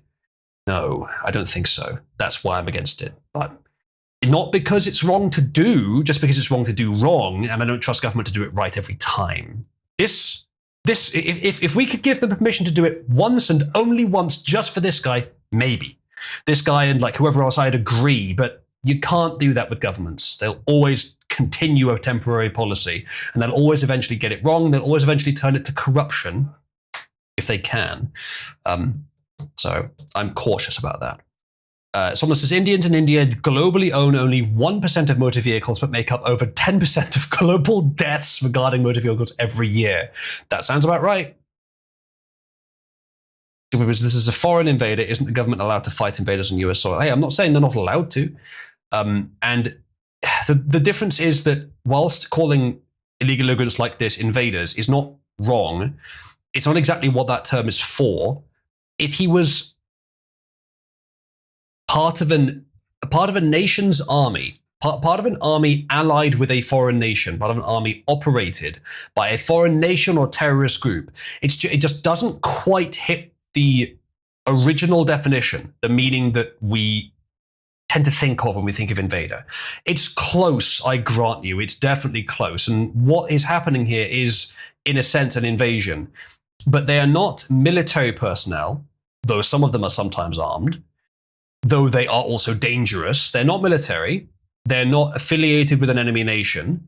The immigration waves are caused by outside forces, but it's a sort of mix of forces and also some inside forces too. So the situation is just a bit too nuanced for us to say clear cut they are officially invaders. But colloquially invaders, yes. Treating them with the same standards that you would treat a literal army with guns affiliated with another nation, like the direct exact meaning of invader, is, I think, a bit off. They are not exactly the same thing, but they are close, I grant you, just not quite the same. Foreign bandits traditionally counted invaders too. Sure, yeah, maybe so. Again, it's not quite the same. I think the separation is enough that some humane standards apply, but less. Part of a dangerous international gang called H1B. Yeah, I mean, in a sense, but unfortunately, H1B is an American policy. One that Trump is not as in favor of as some people thought he was, but is not as against as I'd like. Simply says, a person from another group simply aren't you Indian? Coming into your area and imposing their culture and their way of life is an invasion. Don't give me that global homo definition of an invader. No, what I'm giving you is the original definition of an invader, or the proper full definition of an invader. I am not exempting him. The example that you've given is too broad. It's good enough to say he's an invader, but it's not good enough to say that he meets the legal standard officially by a nation standard of being an invader officially. It's just a bit too much. It's not quite on the nose of what that word is for in the law. It's a national emergency already. There are certain things that you can do which you couldn't do either way, or you can do otherwise, but treating them as literal, currently active enemy combatants who should be considered armed and dangerous at all times is just a bit too far. Now, again, I've said before, if you literally have to pick between inhumane actions, dropping principles, if you have to pick between only doing humane things and keeping your principles or actual survival, if it's down to the wire of your nation will collapse now if you don't do this now, if you don't immediately treat them horribly, which the US is not at that point, then sure, do what you need to do. Survival comes first. And even though the situation is dire, it's not quite that bad. Now, arguably, it is quite that bad in some other places. Currently, the US is not there. And so it does not need to start treating foreigners as pure vermin yet. It does need to deport them. All of them. At least all of them that shouldn't be there. That haven't earned American citizenship. Not just have been given, but earned it properly. But it shouldn't be treating them as literal vermin. Founding fathers would have been stacking bodies by now. Yes, but they wouldn't have been shooting civilians, albeit retarded ones, albeit sometimes dangerous ones, who were given permission to enter the country by unjust leaders. I believe the founding fathers in that case would say deport, but the unjust leaders, they'd probably want to shoot them, and I'm not going to stop you. Do not crime. Ghost says, you're beating around the bush. Just tell us to treat invaders like invader already. Yeah, invader from the server. Chat, don't think about this guy getting pegged by Duchess. Someone says, humane standards apply to humans, not Indians. Alas, despite the fact that I'm not a big fan of Indians either, they are still human. Not the same kind of human exactly, but still. Busek says the founding fathers were heavily against darkies of any colour, let alone Jews. True. Well, I wouldn't go quite that far. Heavily against is maybe the wrong way of putting it, but they weren't in favour of them in immigrating. However, given the awareness of the state of the country, they would not go out and just start saying we're just gonna get our guns and kill tens of millions of Browns. I think they would be a little bit more clear-headed than that. They would argue for deporting them all. That's my opinion on the founding fathers. I don't know them that well. Never met them. I don't think it would literally come to genocide day one. They would want to kill the people that facilitated it. I would. I'm not saying don't. Also, if they did enslave them, a very small portion. And the founding fathers themselves, most of them, some of them did. Most of them didn't have slaves, and most of them were against it. Typically says the founding fathers didn't see Browns as people. Depends what you mean by people. I believe they would have seen them as a separate kind of human, or a separate kind of, like biologically similar enough, but definitely distinct, which is fair. Hominid, sure. They probably would have seen them as less close than is generally believed today, even in the biological sense, which may be more accurate, actually, what they believed. Because the taxonomy is probably subject to modern politics, unfortunately. The term subspecies does not mean an inferior species. It's a classification as in sub of species. But whites are a subspecies of humans. This is my personal taxonomy. Obviously, this is not widely agreed upon, but whites are, Indians are, blacks are, etc., etc. And there's obviously crossover, much like there is in nature. Becky says, some founding fathers thought they were people, but less advanced. Yeah, that sounds about right. Culture says, hell, we could probably get China to cool off if we all just agree to nuke India and let the CCP have it, so they will collapse under their own weight. I think China would like to have India. They already know how to run a slave state. Doesn't really matter what color the slaves are. Malchitazek says, in the time of the founding fathers, criminals weren't shot, they were hanged, and they didn't go easy. I think 12 was the youngest executee. Pretty extreme. Now, this guy is a criminal. Founding fathers would shoot or hang or whatever this guy. And again, what he's done is evil. However, I'm talking just all of them, civilians. I'm talking before this crash. Like this guy, yeah, no disagreement. But if he hadn't done this, the average Indian importee is different. So he probably is given a quote, white person of good character, citizen of the United States. Do you think I don't know that was in the original Constitution? I just referenced basically that it was. Yes. That was originally the intention, that it would specifically be whites. However, that does not, as far as I can see, support your claim that they believed that non-whites weren't human or weren't people, I think may have been what you said or what someone else said. Either way, I think that supports your claim. In fact, that's what I was referencing. But yeah, I mean, that policy, at least at the time, possibly even now, makes sense. Because white skin is a good proxy, at least it was, for people who could integrate into white societies. It still is. I mean, it's still a very good proxy for that, obviously, but because it is self-definitionally so. It's just not the only qualifier. There are people from other races that can, but the question is, do we bother? Certainly today, we've gone way too far with that. Does that mean we reduce to zero forever? I think we should reduce to zero for a time, or very, very low for a time, but not forever. It needs to be above zero, ideally, but not far above zero. The only 29 respectable bipartisan, let's please nuke India. Exactly.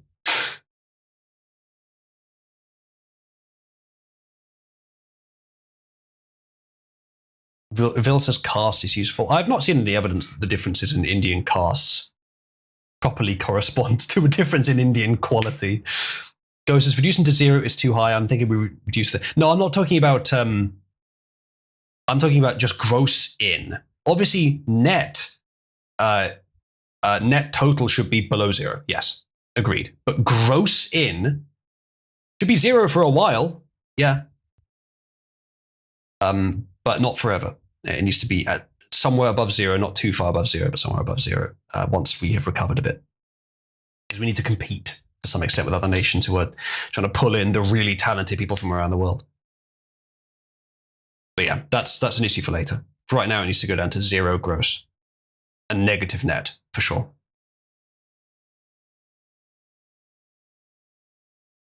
So,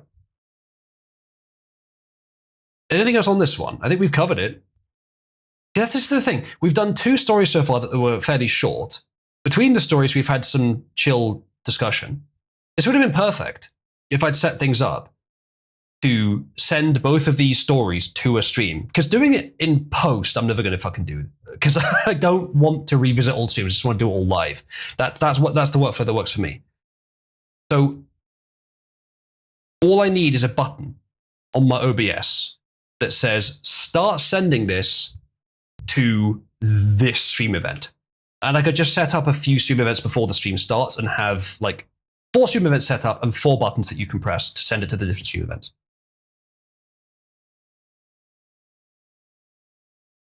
That's beeping, that was weird. Either way, some buttons you can press to send it to the stream events, and then I can just have a bunch of stories ready.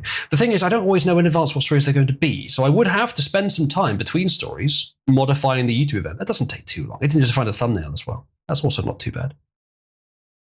So there would be less separation between the pre-stream and the actual stream. And the Rumble version would always be the complete stream. Maybe even we could maybe even include the pre-stream on that, actually. But then YouTube would get refined cuts, which are recorded live. Obviously, if I have to be right back during it, that would go through to YouTube. There'll be like mini streams, but I think that's a good way to do it. Now, if anyone wants to make clips of my streams and upload them yourself, fucking go for it. I've watched it for a while. Might continue as well. But it may be profitable if you kept it up. We do have some funny moments here, and I think it would help the community. Certainly would help me. You can keep all the money that's earned from it, if any is as well. You could probably get a successful YouTube channel doing that. Someone says, if the Indians were really that important to competing, China would be trying to draw. No, not necessarily the Indian. But when I say we will eventually need to go above gross zero, I'm not even talking about Indians.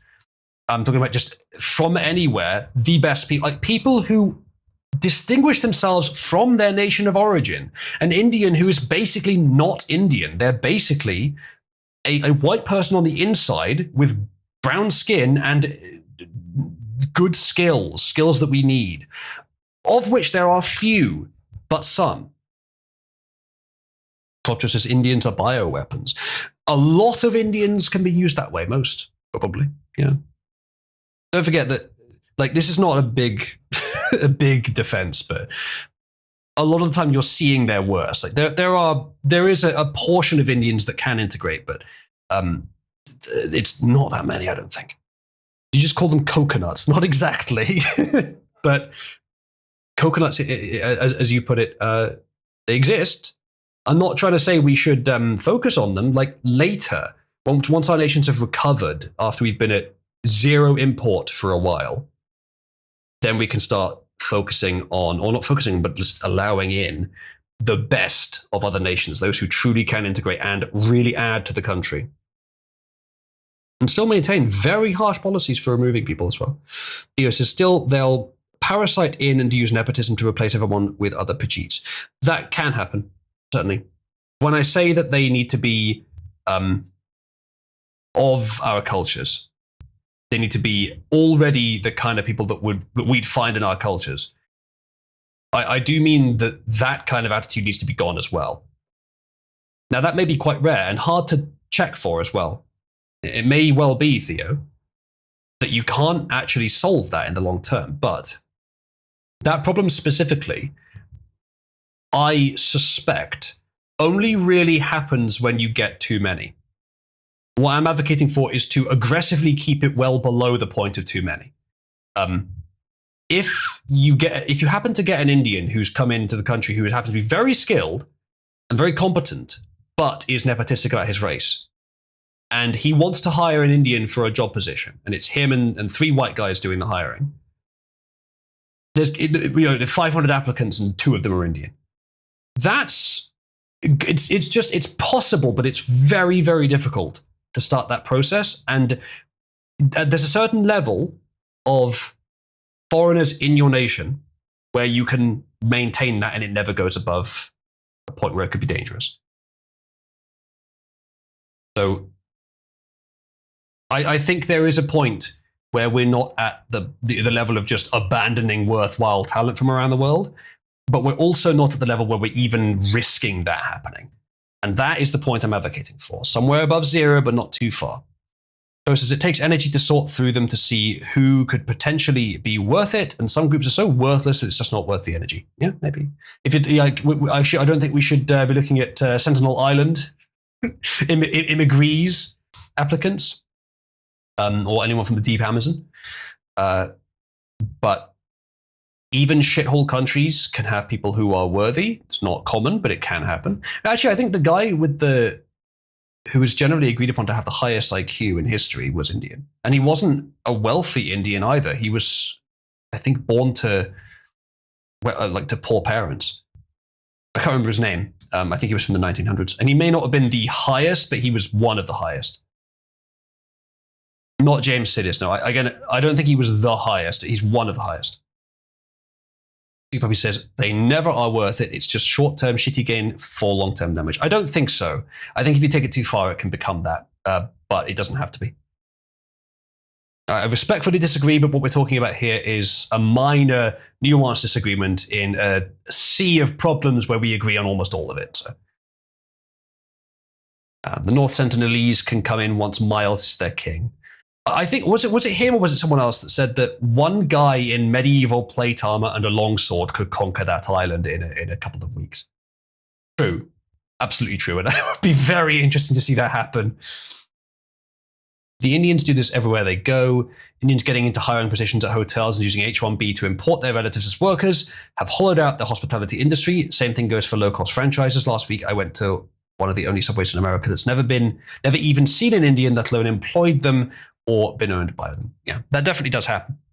I don't believe that it's a necessary consequence of having any Indian. I think it's something that happens because of the opportunism and the availability of that business model and the number of them already in our countries, and the fact that those that are here are the opportunistic, manipulative ones. And there's a likely chance that groups that want mass immigration have deliberately picked those who would cause those problems. So a lot of factors are leading towards that happening. I don't believe it's a universal necessity. I believe you can have an above zero rate of importation of foreigners without that happening pretty much ever. Now, the one argument that I've heard that would actually counter this is the racial regression to the mean. I haven't seen evidence that that is common enough for me to drop this position. Yeah, I don't think we're disagreeing on much here. I just don't think it should be a zero gross import of foreigners under the eventual ideal. Kelly in YouTube says, just popped up on my feed. I came home from Australia in 2008. I wanted to be patriotic for our country. Aussies are or were patriotic. England is for the English and invited. Yes, but invited by whom? Because invited implies whoever the government wants in. And the main issue here, Kelly, is legal immigration. Illegal immigration is a relatively small portion of the problem. Kelly says they're all manipulative. They send the money home and build palaces. For sure.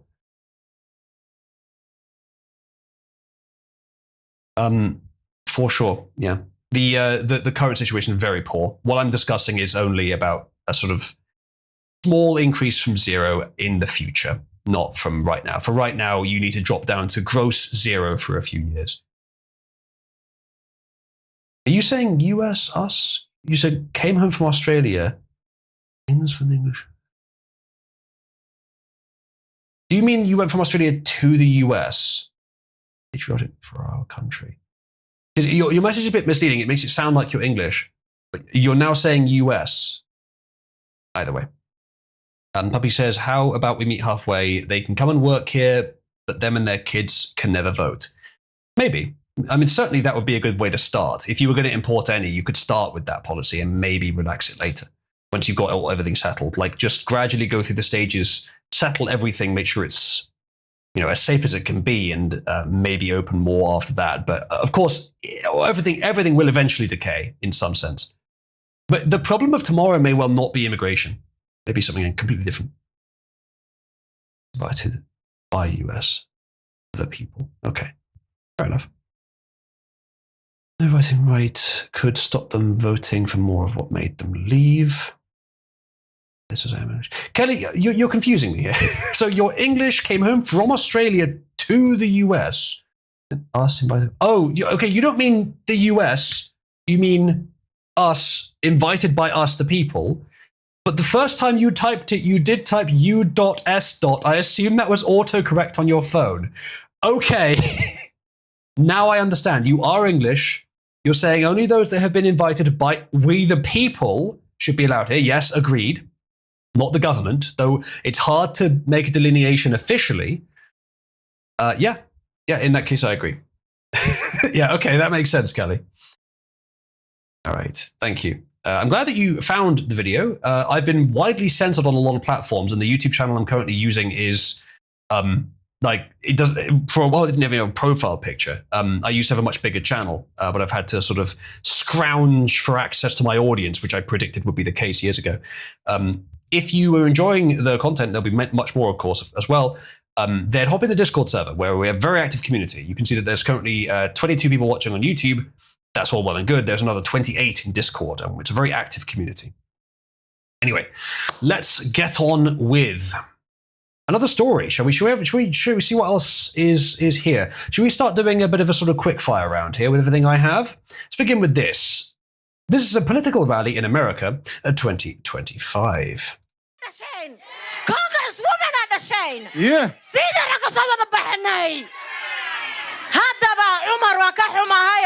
Virginia qaboobaa lagu dhalay laakiinse waan adopt gareynay siidarna wax badan ma joogina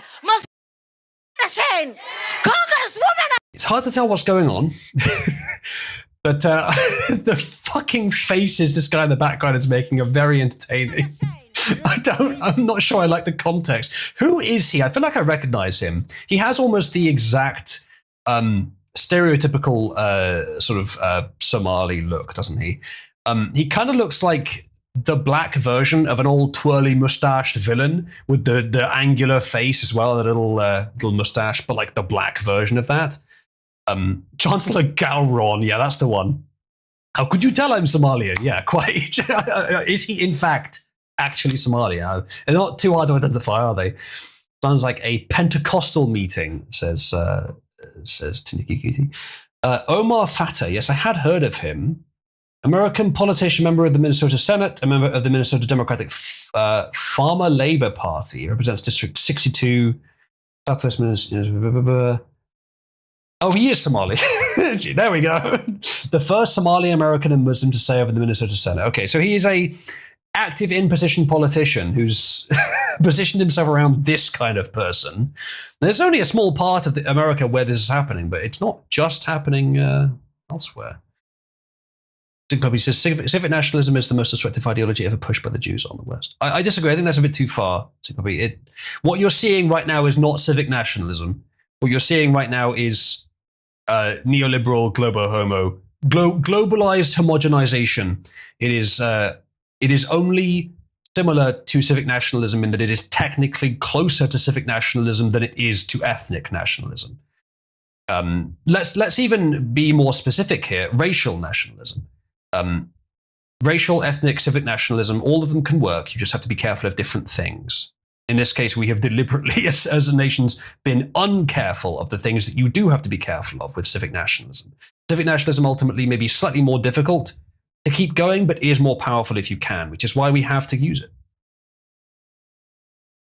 Somalian phenotype, giant, six-head, thin as a skeleton, tall, dumb as a bag of rock. Don't forget the big eyes. No, yeah, is it just me that thinks that seeing people that look this different from Westerners in suits being an artifact of Western culture, is jarring? And I think it should look that way to everyone, but it's just normalized so it doesn't. It is as weird as that ginger Muslim, I think he was in the UK, who's clearly ginger, clearly not Arab, very white, but is a Muslim and is doing all the weird Muslim things. The whole idea of quote, cultural appropriation, it never applied, not even vaguely closely, as much to any white or Western person as it did to foreigners in Western countries, or at least people from other races in Western countries, who adopt Western culture because sometimes it's the culture they were born into, sure, and that's obviously less objectionable, but sometimes they adopt it to try to blend in. sometimes for bad reasons. Guy says, do you ever plan to talk about who brought the immigrants into our countries? Successive shitty governments and their overlords of various different creeds, motives, races, whatever, some of which I think is what you're getting at, some of which Jewish, of course. Israel and other Jews, of course, have a big influence, much bigger than you'd expect given their numbers. And there are certainly plenty of them who have been shown to have poor motives towards that goal. They're not the only ones doing it. I do believe that China is in the game as well, very much so. They have a significant vested interest, probably a bigger vested interest than Israel does in making it happen. But many groups, many different reasons. That's where you want to look for the biggest problems. Is where multiple elite groups mutually benefit from something happening. That something is sometimes good, but is often bad.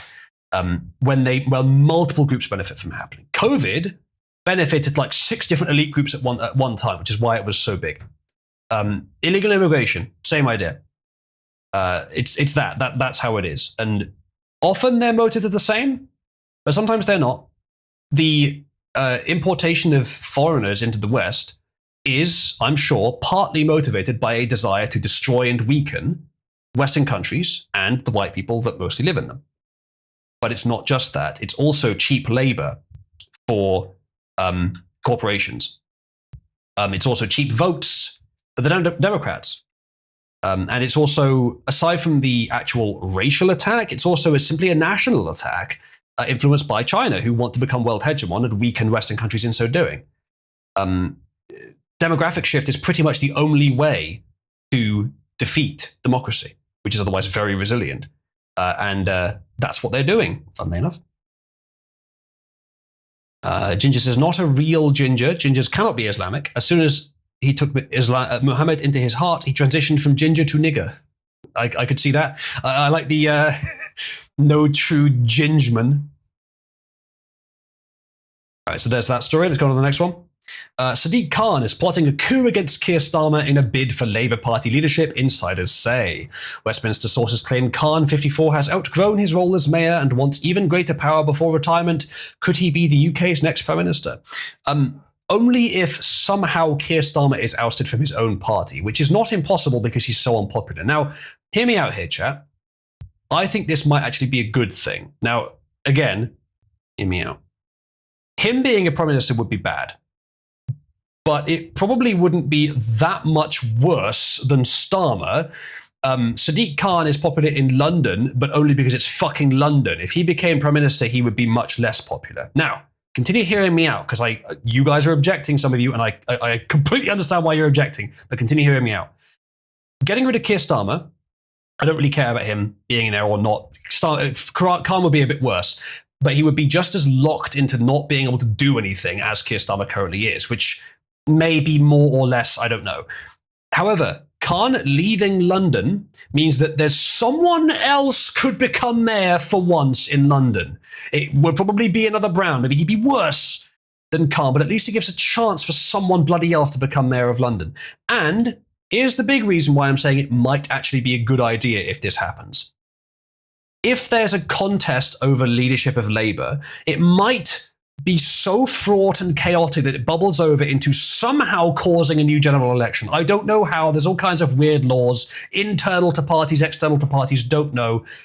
If it did, we get Nigel, which is got to be better than either of these two. That's my argument. I'm not necessarily sure on it. I'm just saying maybe it would be better. But Kelly says, no, he's a terrorist. No. Yeah, you might be right. But either way, I think you could extract some benefits from it, but absolutely none of the above, says Kelly. Fair enough, Kelly. Ronald says, the Labour Party has no 1913 style board. No, indeed not. And cannot internally force a leader to resign. They have to step down by choice. Yes, I did think that's how it works. So it's unlikely that it would work. Very unlikely that Khan would ever succeed. He'd have to...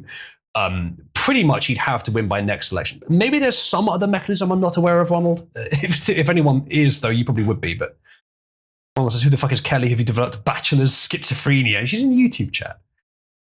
Kelly says, this is Farage's fault. I think that might be a bit unfair, but why do you think so?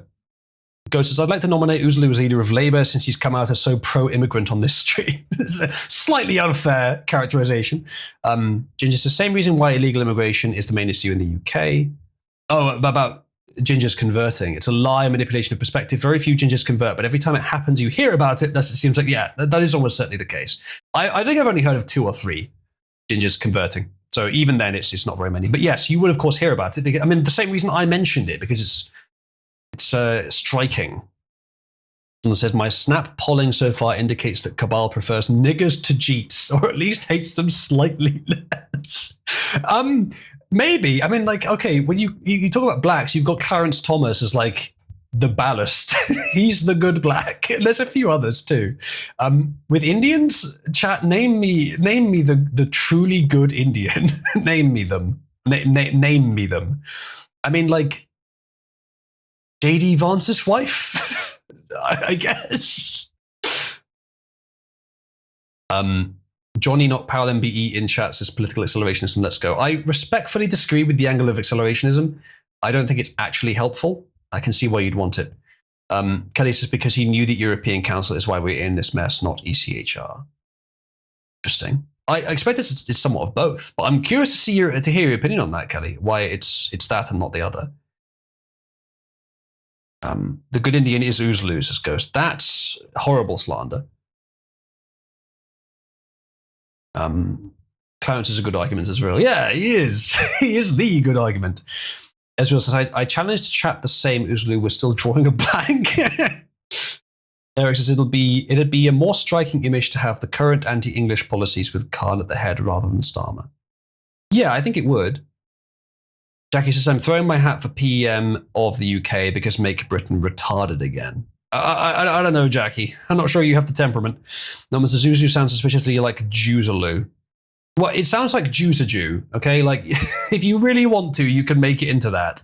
But you can also make it into Uwuzawoo, which Aiden does.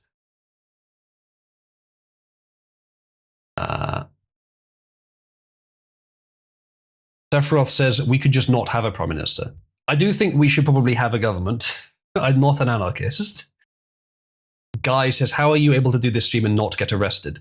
Just contrary to popular opinion, despite the arrests for certain things people say, it's not everyone that says them that gets arrested. The way I'm able to do them and not get arrested mostly is because I'm not big enough to be a threat. And I'm not, I don't think I'd make a very good example. But maybe I just haven't been noticed by the right people yet. But I also think that's not true because an incident happened a few years ago, which was I didn't do anything wrong, but someone else did, and they were vaguely connected to me. So I think the government does know about me, and they haven't done anything about it yet. So, good, honestly, Guy, good question. But I think that you may be likely to slightly overestimate how bad the speech control in the country is. Of course, it's very bad, but not quite as bad as you think it is. Toe says, T, it was indeed. Ronald, the Fed is protecting you. That's probably what it is, yeah. Good point, actually. Okay, next story. Either way, Sadiq is a turd and should go away forever. And by the way, British government, I do not mean turd in terms of the color, in terms of personality. Anyway, next up. Russia attacks US-owned factory in Ukraine while insisting it has veto power over any security guarantees. Now, I don't talk about the Ukraine war very much. I figured I'd talk about this one because of this word, because of these two words, US-owned. The US has administrated certain medical facilities in Ukraine. I don't know if Russia's actually attacked any US-owned factories. Now, them doing that, it seems to me like it's fairly likely to have been intentional. They deliberately attacked a US one to try to pressure them into maybe pressure Trump into snapping, or pressure Trump into giving Russia a better deal, or pressure Trump into giving up on the peace process to keep the war going, which I don't know if Putin wants. Fucking Ukraine does, though.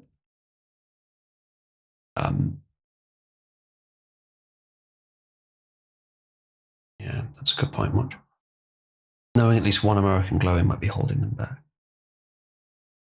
Yet. It could happen. I don't know the actual statistics, but off what I've seen. Okay, let's keep going. Okay, so I won't talk about this long. I'm not going to spend long on this story, but I just want to get the gist and then sort of figure out what this is going to do to the peace process.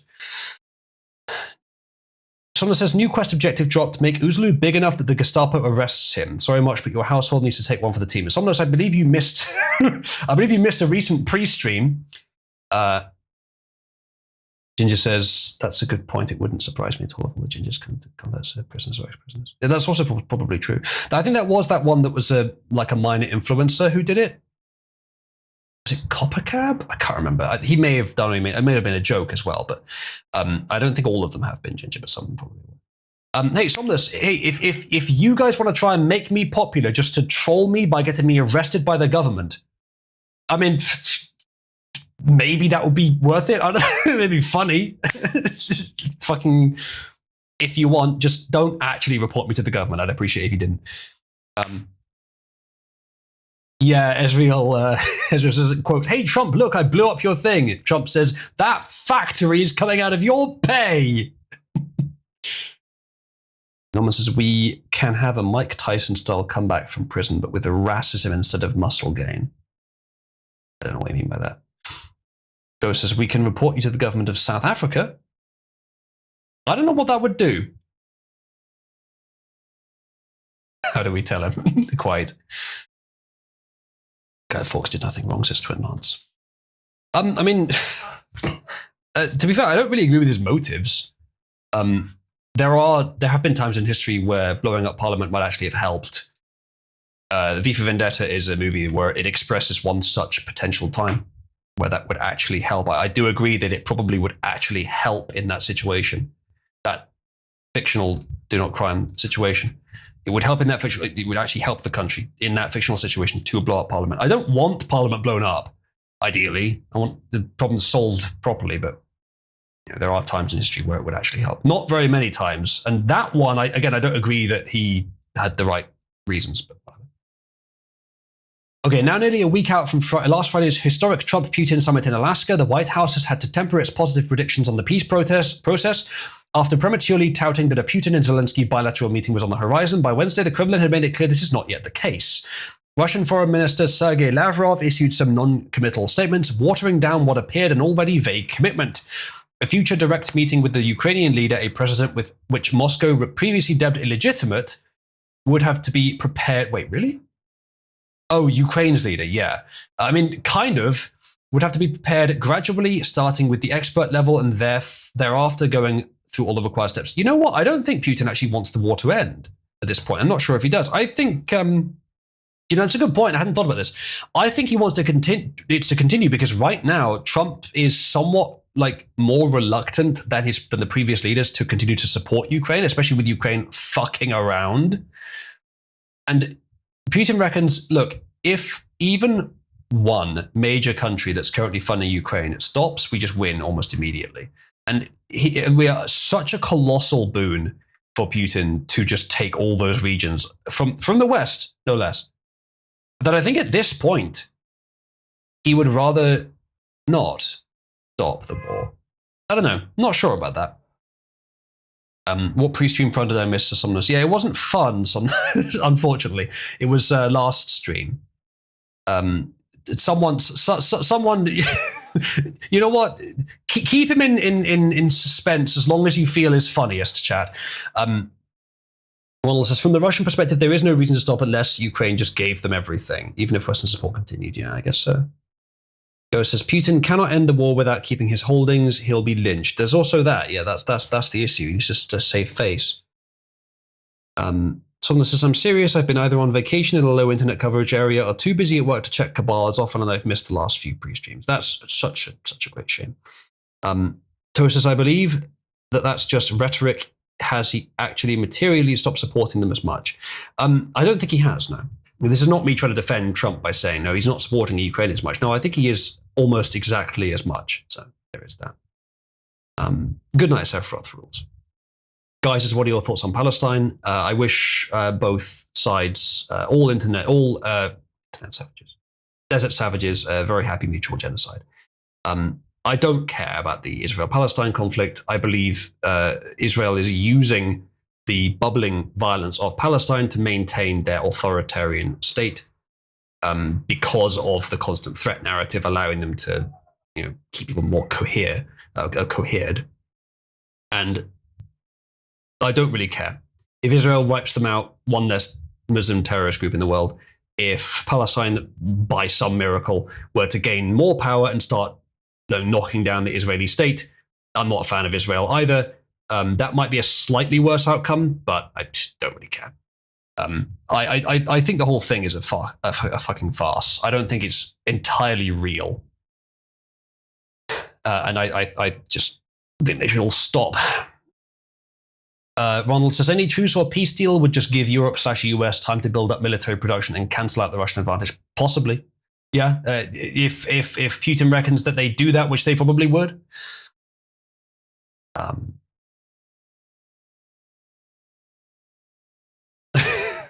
Well, Somnus, that's kind of up to you. That's a subjective question there, Somnus. Kelly says, they're both as bad as each other. Personally, I think it's do something. Thanks, Ronald. I appreciate that. Going to go bang, says Kelly. I think that Ukraine has too much control over the region. Sorry, not Ukraine. Israel has too much control over the region and doesn't want it to change. So I don't think it will go bang. Trump intervening is a factor that could shake that up, but it's not likely to change it by much. Okay. Yeah, see, Atronach and I got together, you see, after everything that happened. It just seemed like the natural thing to do. Reiterate my eternal faith in the 8-decade curse, says Nomon. What specifically has it been 80 years since? And by the way, those kinds of cycles over approximately 60 to 80 years, that's a pretty well-known phenomena, and I agree it happens. It's been about 95 years since the Wall Street crash in 1930, formation of Israel. Which year was that specifically? Was that 40 something? I can't remember exactly. Was it just after World War II? It was 46, 7, something like that. It's been almost that year. They can maintain a Jewish nation for 80 years according to their prophecies. Oh, really? Interesting. 1948. Yeah, that's interesting. Do we know it's 80 years? Because Jewish prophecies tend to be written so long ago that the numbers are all different. the measurements are all different. Years of the death of Israel. Boyce, says Ronald, maybe. Someone says, every single Jewish state has collapsed after about that long historically.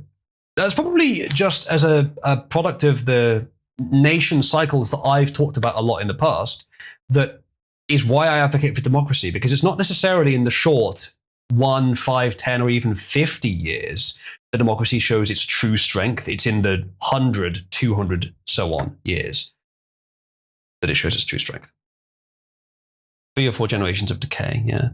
Because with democracy, and it's not the only system that can do this, but I think it's the best one currently, you can pull out of even the sort of big troughs that you get in civilizational sort of waveform. Good night, Theo. Right, let's move on from this one because I don't really care about Ukraine, Russia anyway. Google is now rolling out AI-driven age estimation in search, not just YouTube. That means your search history, queries, and behavior are being analyzed by an opaque algorithm to guess your age, and if it flags you, your entire Google profile may get locked behind age verification prompts. I actually don't have a lot to say about this. Now, on the one hand, you can definitely see the dystopian angle here, and you can definitely see how it could be used against certain people. You're not allowed to use Google search because you've been deemed a minor, when the real reason is because you're a wrong thinker. Could be done, for sure. It seems like a fairly small possibility, and there are many competing search engines that are good, so it's not that much of an impediment. The data obviously could be a bit of a concern, but any human can tell, or most humans can tell for most people after enough conversation whether you're an adult or not. So it's not a big difference. And there's all kinds of data out there already that can already give this information definitively, let alone by search. And Google already does loads of interpretive stuff to detect how old you are, or not how old you are, but like other stuff, your preferences, where you live. Even if they're not getting your location, they can estimate it by what you've searched, and they give you more relevant results. honestly, this is the kind of thing where I think a lot of people will jump at this, especially because of the Online Safety Act stuff in the UK recently. A lot of people will jump at this and say dystopian, unambiguously, evil, wrong. On the other hand, it is just refinement of an algorithm that is meant to give you relevant information. And it will probably prevent some children from seeing pornography. So I don't see this as being especially bad. Now, if I'm missing something, some obvious or perhaps not so obvious way this could be abused, let me know, chat. But I don't think this is too bad. I mean, they could be doing this without advertising it anyway. They probably are, actually. Maybe they're just doing this, but just not doing it with AI. I don't know. I don't think this is so bad. Phil's my account watches a lot of children's content. Yeah, I mean, that's a good point. Like, it might get it wrong if you're. Hey, maybe there's the nuanced way out of this, is to say that if you're a parent and you click on a lot of kids' content for your kids, then you're going to be locked out of seeing quality content that you want, and therefore what Google is doing is an anti-family measure. Kind of distant, kind of vague possibility, but maybe, maybe I could see that. But here's the solution. I don't really use Google anymore. Here's what I use it for. I don't use it anywhere near as much as I used to. Here's what I use it for. I use it for searches where the answer is going to be simple. It's going to be one of the first few results, and I know it is.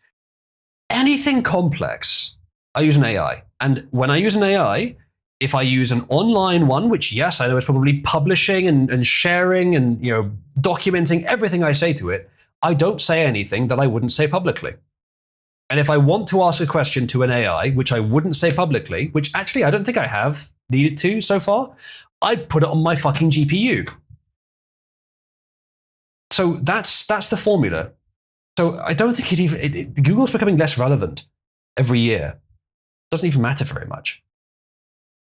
Taduki Kuti says I use Google Lens or DuckDuckGo. I'm not sure what Google. I've heard of Google Lens, but I don't know what it is.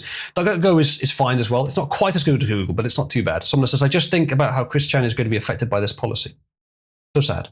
Norman says, does Google know how much of Google's traffic is people under the age of 18? They might have an idea of it, but they probably will use AI to make it smarter at that. I like Bing to be the best for images. Sorry, find Bing to be the best for images. That's an interesting one. I hadn't tested that. It's like they want to lose future customers and so on. I guess so. There are some people that will see this and think, oh, that's good. It'll protect the kids. Actually, quite a lot of people. Then again, they're not likely to see this, though. Those specific people, are they? Right, inappropriately timed questions. Something popped into my head. I was thinking about it. Quattro. I'm happy to, after the stream, continue with what we were already watching, Jojo. But how long do you think you want to pause on the fairy tale? Because I wouldn't mind getting back to it at some point. We've got a really good arc coming up as well. You'll like it. And I actually mean that, unlike the previous episode that we watched. It's very good. Do you want to get maybe to the end of Jojo Series 2, and then we could continue fairy tale? What do you think? On this, Google is run by Jeets after all. I mean, that's honestly more of a concern than this. Dikukuti says you had a picture of something and it translates, identifies, or otherwise helps. Okay, yeah. Yes, yeah, I think I do know what that is. I think I have heard of that. Right. Good. So, next thing. Reddit is about to ban power mods. Now, a couple things. Firstly, good. Secondly, really? I'm surprised, but good. Clint says, sure, we can do that, but I don't know when we'll continue with Fairy Tale. We'll at least get you through part 3, though, ideally, if you're up for it, because that's when it really picks up. I'm not going to stop watching JoJo. Even if we go back to Fairy Tale, we will come back to JoJo as well, because it's fairly good so far. But I don't want us to fail to come back to Fairy Tale. That would really suck. We'll figure it out. We'll figure it out later. Either way, Reddit's about to ban power mods. It appears Reddit is preparing to prohibit individuals from moderating more than 5 large subreddits at once. That's still a lot, though. The cabal of political activist moderators that currently control huge swaths of Reddit are furious. Good. Well mentioned, indeed. Yeah. Good. So the change would allow people to moderate up to 5 public or restricted communities with more than 100,000 weekly visitors, only one of which can have more than 1 million weekly visitors. That's interesting. That's not a bad way of doing it. Fuck, that's crazy, they say. Okay, there's more details here. Okay, this is I don't know what the context of this is. I'll read it verbatim to start with. Hey Steve, I wanted to reach out as I and many others have many concerns with the new mod limit policy going into effect. I get that it will be going into effect, but I'm wondering if there's any compromise on some of the new limits. You guys are not Reddit employees. You guys are, if anything, you are volunteer Reddit slaves. You are janitors, unpaid janitors. You do it for free. They say, as it stands, the new limits are proposed to be mods can only moderate 5 subreddits with more than 100,000 weekly visits, and only one of those can be above 1 million. That's actually not a bad way of doing it. I'm fine with this. He says, personally, this is way too restrictive. It essentially punishes mods who can successfully cultivate popular and highly visited subreddits. That is one way of putting it. That's kind of like saying, I mean, that really is almost exactly the same as saying term limits for the Senate. You're just punishing senators that can cultivate political capital and votes. It doesn't work like that. We all know it doesn't work like that. We all know that people will just vote for the party, and therefore, whichever senator you put in a safe seat can be as evil as you fucking want. Nancy Pelosi, for example. I'm sure there's Republican examples as well, though less these days. It's the same shit with the subreddits. No one who visits these subreddits actually cares. Very, very few people care who's actually in charge of it. And so, through nepotism and connections, people who love power and who like moderating things, who tend to be censorship happy, will gravitate towards being the leaders of multiple subreddits.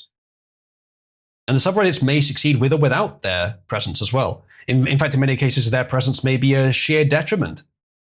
If you allow more free expression on these subreddits, then, I mean, fair enough, you may get less leftists, but more real people. They say it will also actively discourage mods from growing their communities above 100,000 weekly visits. That is true. But, I mean, I think it's probably worth it, though. He says, my understanding is these subreddits are the most profitable for Reddit as more visitors also have more ad impressions. If Reddit is doing this, if they're even considering doing this, then you shouldn't be assuming that you understand their bottom line better than they do. And maybe you do, but they have a reason for doing this. And I have one idea as to what it could be, though I don't think it's that likely, but it could be related to AI data sets. A lot of you know, and I saw that there was a graph in Cabal recently. I already had an inkling of this, but it's the first data I saw, that Reddit is by far the biggest source for AI training. Now, this is arguably quite a bad thing. Reddit is generally a cesspool of leftist authoritarianism and limited thought. Not exclusively, but mostly. And it's mostly Chinese-owned as far as I know. So it's not good, that's the case. But I totally get why it is. Because it's human conversations, mostly in long form, with a mixture of comments and original posts, which is all quite well tagged and organized. It's goldmine. Of course you'd want that. But unfortunately, it's very biased. So that's why most AI models today are biased. It's one of the reasons why most AI models today are biased. I wonder if Reddit might be trying to clean that act up. Now, there's absolutely no reason that I could see why Reddit or any of their overlords would want the data sets they're providing to be less biased. Maybe the motive of we want our AI to be smarter so that it can rule over people for you is stronger than we want Reddit to be more biased so that it can control people's thoughts for you. When in which case you would be the globalist overlords that they're serving. I doubt it. I doubt the first is stronger, but maybe. Either way, they don't want them to be smarter, really. They want them to be biased. So it probably isn't that, but And also, I don't think Reddit makes much money from data sets. I don't know, actually, how much they make. They may charge for the API usage the first time, but then once it's grabbed, it's just sold by the company that can extract it. Often that's through scraping as well. A lot of the data sets, especially early on, a lot of data sets were very dirty. And they were obtained through dirty means. There was all kinds of, it was all scraped from HTML. So you get some flaws in the data. Today, I reckon it's probably a lot cleaner, but maybe not completely. I don't think Reddit makes much from it, so I'm just wondering if there is a connection there, but there probably isn't. Either way, this is a good thing because it probably will make them less biased, not by a lot, but some. So I'm not sure what the motive here is. Maybe someone at Reddit actually cares about organizing the site, but I don't know. Probably not. Ghost says it's well known that the left can't think like the right. Perhaps they're trying to address that weakness. Maybe, again, that's quite distant, but maybe. Just got an Amber Alert for yet another missing person in Brampton. There's Sculpture. Ronald says, future AI overlord being trained on r/how to sleep with your sister. Because the AI is actually fucking useless if it's too biased. Yeah. I think you said that around the same time I said it, but yeah, that's possible. However, unfortunately, modern AIs are not useless. They're very good and very biased. They found a way to make it happen. We would have an advantage of making AI that are smarter for their size if they're not biased, so they can take into account more information. But it's information that the overlords don't want taken into account, so that they don't want them smart in that way. They want them smart in every other way. I tell you what, AI development would have moved a whole lot faster if we weren't marred with this fucking cancer. You're looking for ideological answers where the truth is it's just a practicability. No, I'm looking for both. I mentioned both. But there could be an ideological motive in there as well. But don't forget, the ideological stuff is just upstream of the practical stuff. It is a means to achieve practical goals. It's not like it's isolated from it. Someone asks, who abducts more children? Is it Jeets or Gypsies? I actually don't know. I would guess. I don't know, actually. My instinct is Jeets, but I don't know if that's true. Mess says, Reddit limits how many times you can call its API every minute or whatever unless you pay. Yes, indeed. So the data sets were, I mean, the thing is, these are colossal data sets. So you have to pay a lot for them. And so I think there's special companies that Reddit doesn't provide the data sets themselves. There's special companies that grab the data from Reddit and then sell it. And that's their business model. They've probably got some degree of margins where they do the AI retrieval for you and then provide it with a small margin on top. Their prices are, they're good enough that people use them. So there you go.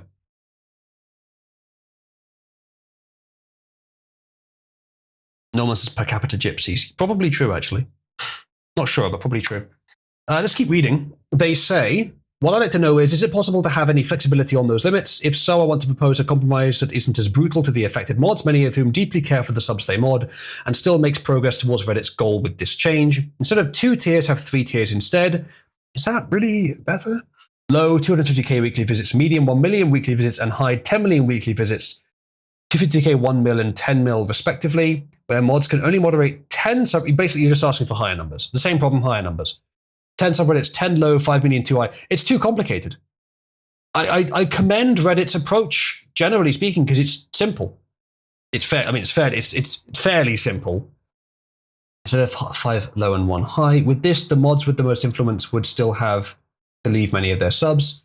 Another suggestion I have is to exempt mods who are actively moderating a subreddit that becomes eligible through natural growth. I could see that potentially, but hard to necessarily determine that. He says, I would suggest this exemption to be in place until they either get marked as inactive by the system or they leave the sub. This would allow active mods to continue to moderate the community they've played a critical part in growing without suddenly forcing them to abandon their sub. The sort of margin at 100k, I can kind of see that being an issue, yeah. Let's say it's a good mod. They have to leave if it just happens to reach above 100k, so they will be motivated not to help it. So I can actually see that argument, yes.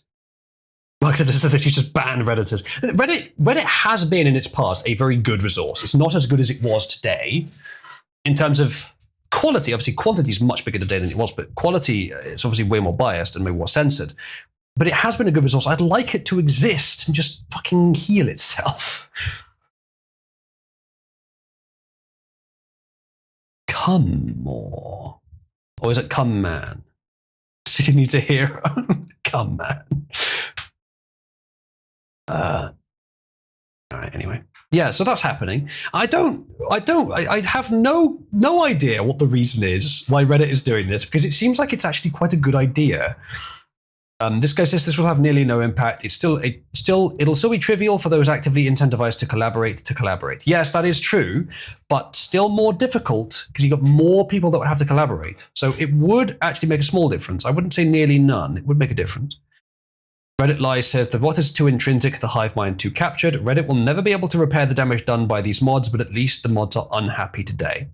I think it's maybe a little bit pessimistic, but yeah, I agree with most of that. This guy says, wow, I never expected decentralization from Reddit of all places. Maybe they'll adopt an idea of subreddits being communities instead of there. It's all just Reddit. Subs are just thin lines for different subjects. Tune. I'm not sure which one I would tend towards there if I was running it. Someone says, why would they even send out an alert?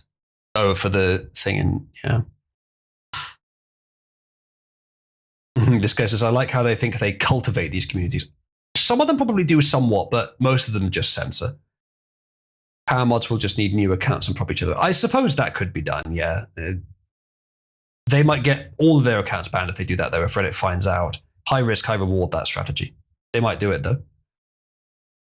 The wrong thing, police are mad, let's throw them a pity party concluded, he says. So yeah, that's honestly probably a good move there by Reddit.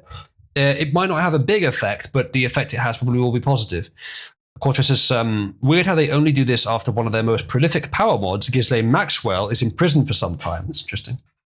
I didn't know she was a power mod. Or maybe I did know, but I'd forgotten. Yeah, Kelly is right in YouTube, and this is a familiar topic. Protect kids online, but not the streets. Yeah, that's obviously... that's a fair charge against our government.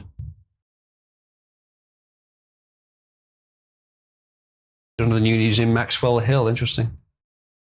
I think I did know that, but I'd forgotten.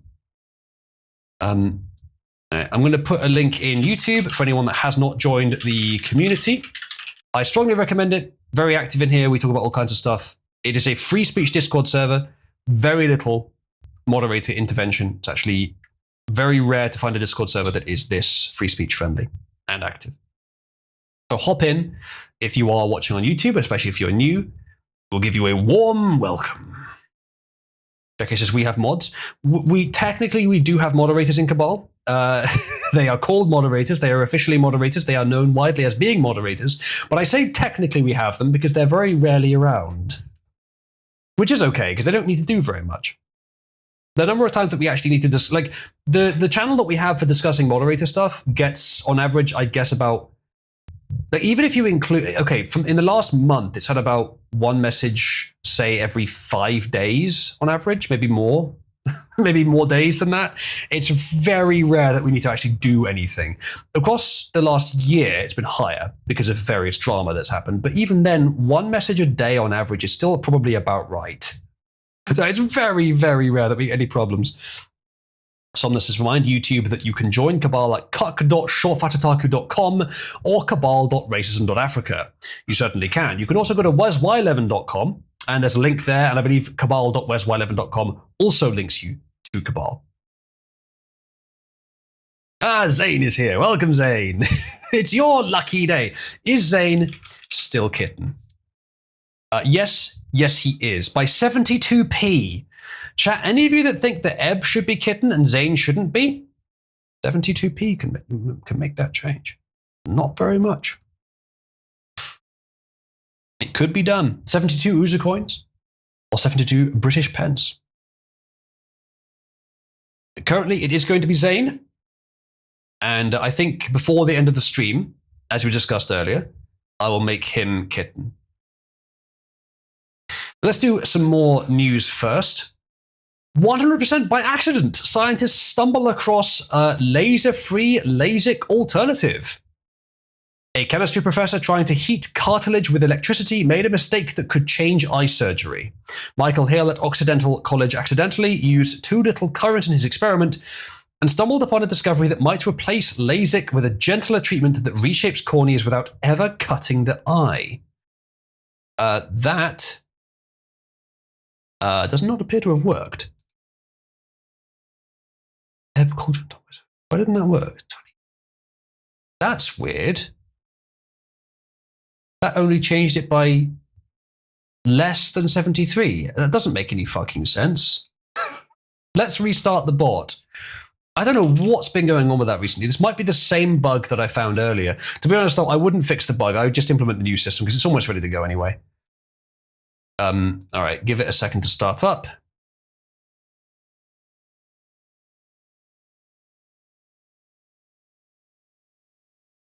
Give it a sec. This is why I need to have no bugs in my systems, because right now we'd be in the middle of the recording that's sending out for this story and we'd be just having this delay. You misspelled supremacy. Good job. No, it has done it. That is apparently the correct answer. I don't believe that is correct. I'm afraid you have been unintentionally scammed there. It only counted a portion of your contribution. Well, I'm sure that's not exactly what happened, but culture and toxicity, but Zant's still above it. Doesn't make any sense. Unless someone else cheered for Zant in a different channel between those two happening, which I don't think happened. It would have output the thing if that was the case. I don't know why that's happening. Yeah, I don't know why that's happening. I'll have to fix that later, or just replace it. Ginger says that is potentially huge if this doesn't damage the eye, just because it just cause it to reshape. That would be the holy grail of myopia. Yes, let's continue reading. The discovery may offer hope for the millions of people living with poor vision that want an alternative to glasses and contact lenses, but are very wary of LASIK's risks. While laser eye surgery is generally successful, it involves cutting into the eye and can cause complications including dry eyes, vision problems, and in rare cases, severe side effects. That has successfully put Zant above, yes. But by the wrong amount. What? That doesn't make any sense. Oh no, 28. That's still wrong. It still did the wrong amount. That doesn't make any sense. I mean, it's the correct outcome, but that's still the wrong amount. I don't understand that at all. I'm going to have to look into that. Or just replace it. It's not, it might be something to do with the decay, I suppose, Quattro, yeah. Norman says how to check user coins. Have a look at the, have a look at the bottom of the thing that it shows you. While laser eye surgery is generally happy accident behind the discovery. The breakthrough happened entirely by chance when Hill and his collaborator Dr. Brian Wong, a professor of otolaryngology, I got that completely wrong, otolaryngology, there we go, head and neck surgery at the University of California, Irvine, were frustrated with their attempts to reshape cartilage using lasers. Hill said that they decided to try heating the material using an electric current, but accidentally used a far smaller current than they intended.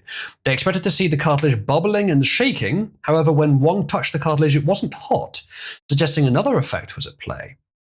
While Wong is a medical professional, Hill is a physical chemist, and it was their partnership that allowed them to connect the dots. Low electrical currents change the pH of cartilage, loosening molecular bonds and making tissues more malleable. Quote, and it's like, this is electrochemistry, Wong said. That's hydrogen and oxygen being evolved. So the discovery was entirely by accident on cartilage, 100% by accident.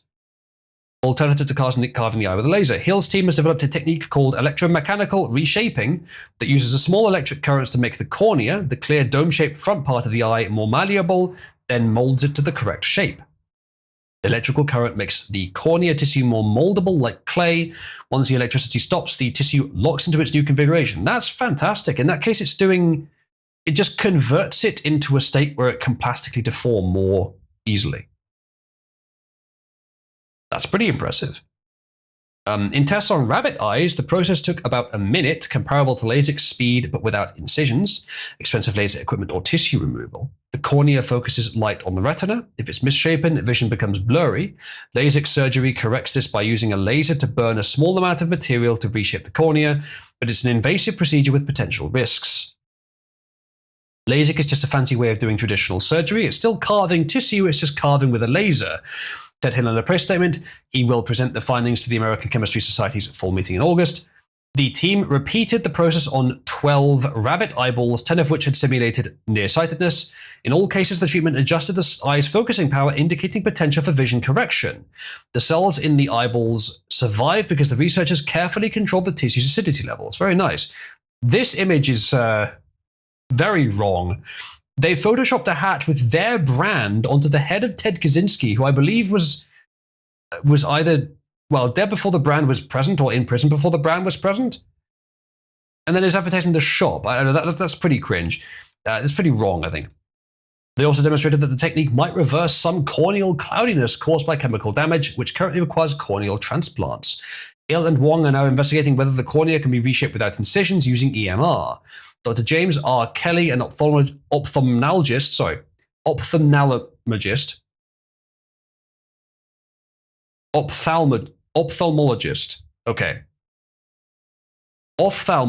at Kelly Vision and director of refractive surgery education at Northwell Health in New York, who was not involved in the study, said in an interview with the Epoch Times that EMR could, in theory, significantly reduce certain complication risks by avoiding incisions or ablation. Very good. Ginger says, okay, this is legit amazing. This could be a treatment that could outright eliminate the need for about 90% of glasses and contacts. Very cool. Very cool. Zane says, my bot had coins and that bottom stole them from me. Did it? That's interesting. He's not being able to speak English. It's a complex word, John Wick. You do better.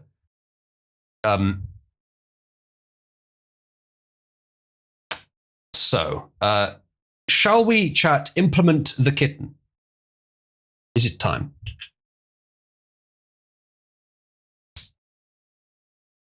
Zant is currently to be the kitten. Ow, ow. Ow. Shall we implement the kitten, chat? Is it time? And we'll see what happens after that. It's a funny time for it.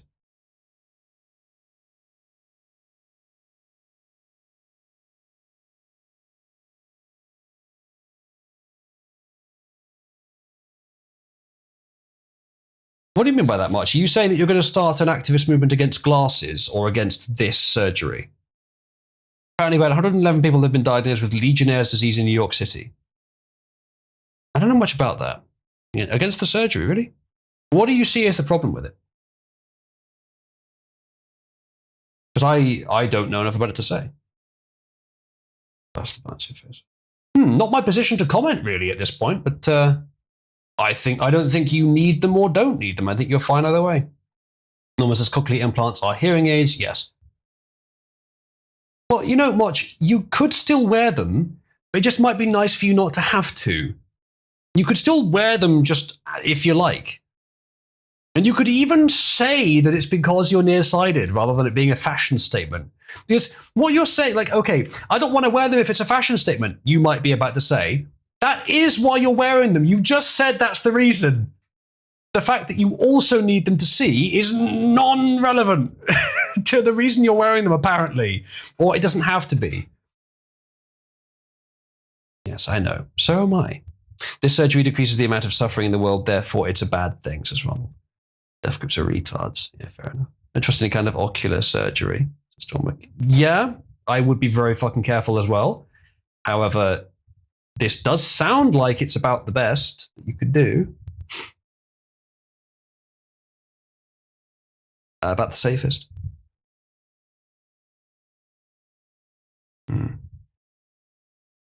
Right, good. Right, good. That story is done. We're 2.5 hours in. Let's go to the next thing. May take a brief break in a few minutes, chat. Maybe I'll bring on some guests, actually. Not sure we have any more big stories to cover, but let's keep going with what we do have. There's still plenty more. New Cracker Barrel stock nosedives after the rebrand. Roll. They had a rebrand. Cracker Barrel rebrand.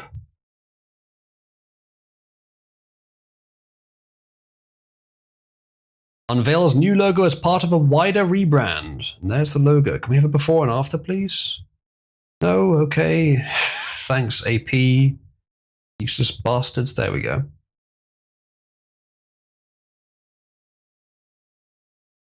Is that going to resolve into a high resolution image? Doesn't look like it. Why? Okay, that'll do. Oh, thanks, Reddit.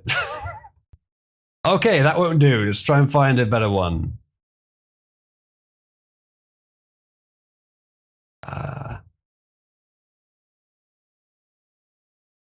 I'm not seeing any more comparisons.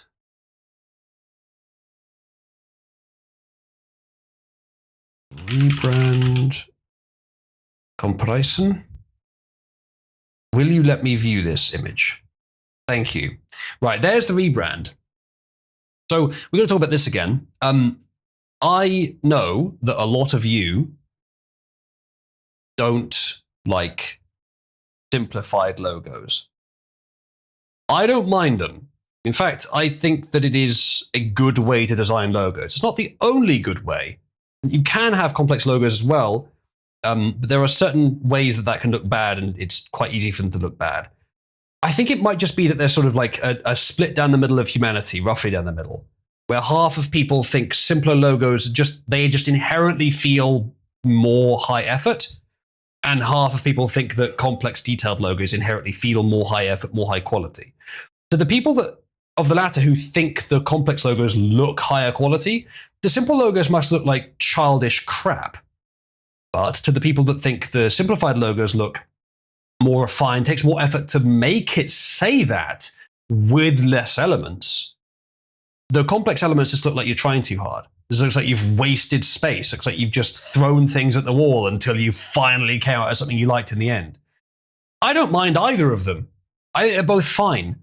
I slightly prefer the simplified logos overall. This one, it's not the best I've seen. It's among the worst simplifications.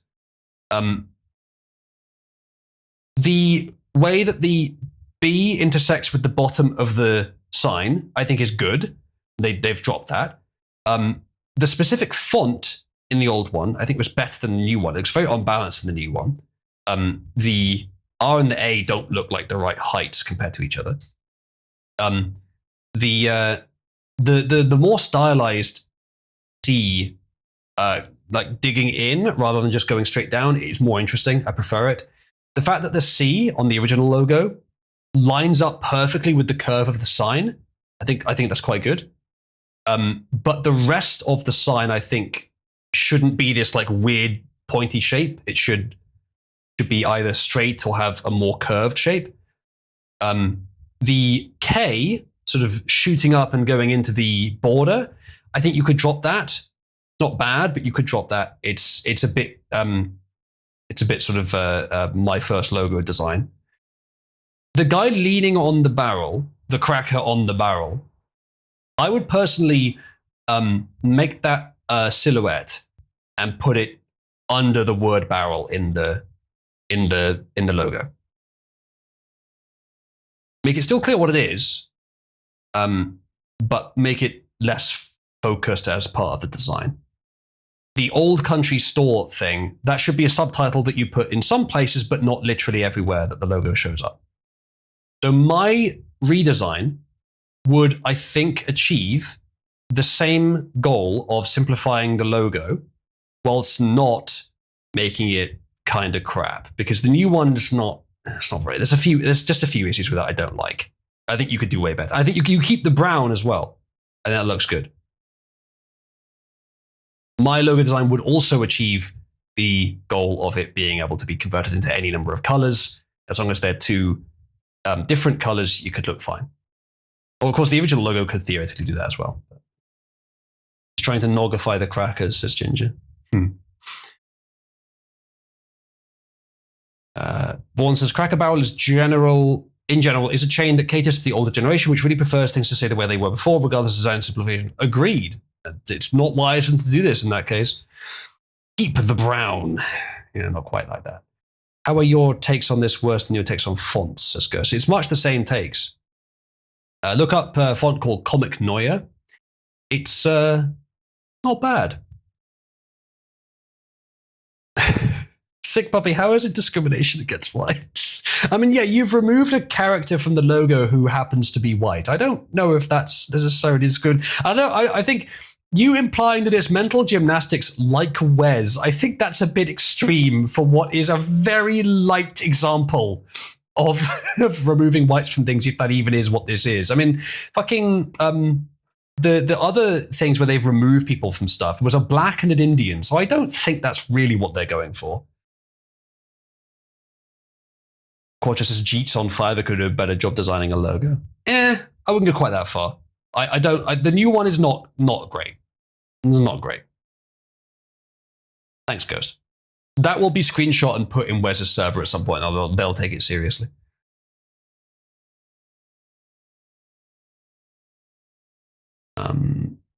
Yes, they removed the cracker from the barrel. That is true. Someone says the Cracker Barrel logo, which was what all their signs looked like, was widely beloved, and the company knew this until their new woke white woman CEO. Like I'm not not in favor of her and her policies. I do think the original logo here, especially because of what this is, they should have kept the original logo. The original logo, with a few small changes, I prefer over the new one, definitely. So yeah. The B is better in the original as well. Like, the font is just nicer. There's the elements on the original, there's too many of them, and they're too sort of spread out and non-symmetrical and over-detailed and misaligned. But you could easily make some small changes to the original and achieve the goal of both of these preferences easily. What I described would achieve it. Cabal CEO Julie Fels-Massino's decision to decolonize, of course she fucking said that, the company, starting by removing the old-fashioned country gentleman meant to evoke nostalgia and Americana from the logo, is hammering the stock, wiping out $250 million in value. Since Fels became CEO, the stock is down 34%, erasing $587 million in value. Jesus. Yeah. Get what you get. No regrets on that one. She says, if a logo can be drawn by someone without hands, it's a bad logo. Well, I mean, this one can't. You're suggesting they're going to draw it with their feet. Only one person on the planet that can save Cracker Barrel. Picture of Sydney Sweeney with a Cracker Barrel t-shirt. Maybe. Ghost is globalist oozily strikes again. You got to realize, like, the culture war is very polarizing. But just because the globalists happen to be on one side of it, or like if they're very strongly on one side of it, it doesn't mean that side is just inherently always and forever in every way wrong until the end of time. It can still be right. They could be wrong to support it. It could be that it's inconsistent with their opinions and they're just incorrect. Or it could be that they happen to be correct about that one thing. And, you know, a small range of things. Or at least that it's not as bad as it seems. But no, I don't know. I don't know, chat. It would be very easy for me to just be tribalist on every opinion. I would rather say what I think is true. New logo could be drawn by someone without someone holding a drawing implement in their mouth or feet. Makes it a bad, too simple logo. I disagree that it could be. And I also disagree that inherently makes it bad.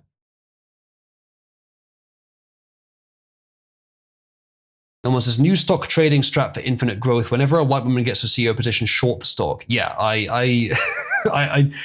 this is not financial advice, but that sounds like a good idea. The issue is, I don't think shorting should be allowed, really. I don't know enough about it to say that with confidence, but my instinct is that it shouldn't be allowed. Then again, you can't really ban it, can you? People will still bet on it happening, I guess. So, whatever. Okay, let's see what else we've got. Should perform a meta-analysis on the subject. Says no one. Yeah, maybe. A 6'4" boy made the girls' volleyball team at an Illinois high school, and now the coach has quit and girls are changing in the nurse's office. So this is supposed to have stopped in the US, and I think largely it has, but it happened again. So I'll just cover this quickly. A 6'4" dude who has never played volleyball before, that's funny, has made an Illinois girls volleyball team. The school is defending the boy, and the girls and their families are furious. Trans-identifying high school volleyball player since Illinois. The 6'4" part as well is kind of crazy. I mean, like, if he was 5 foot, it would have been bad enough. Some 6'4" bro with no experience in the sport made the freshman girls volleyball team at James B. Conant High School in Hoffman City, Illinois. Male who tried out for the female volleyball team did not play in junior high and has no volleyball experience. He made the team. Some club volleyball girls were cut. Well, one. Freshman males practicing with all teams, etc., is also in the locker room. Trump, cut their fucking funding. Cut it right now.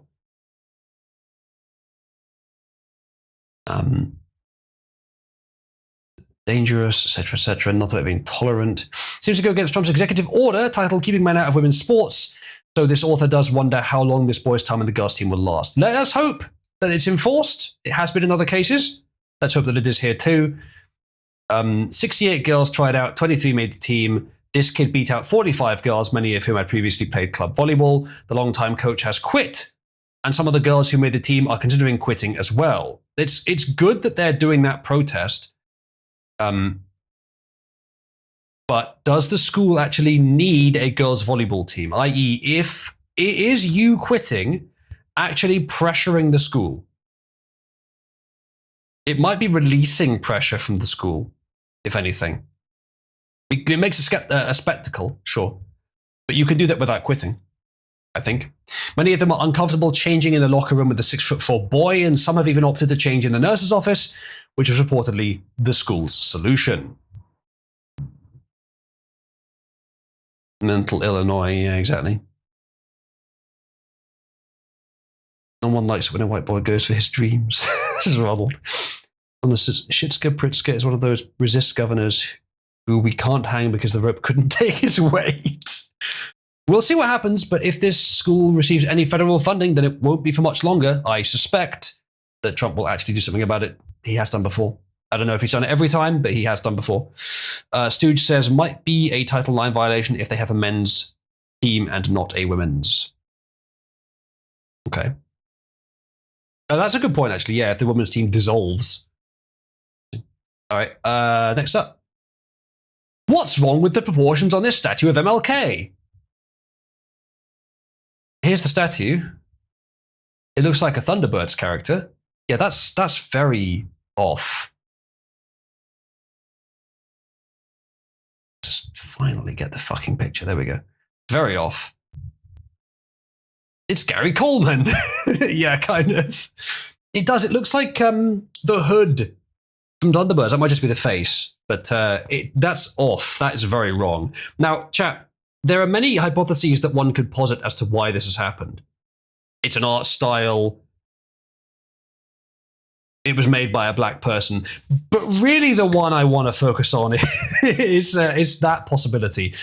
Who made this? And because I'm not just saying that because I'm not saying blacks are untalented. I'm saying whoever put this up probably did it for modern racial supremacist ideological woke reasons.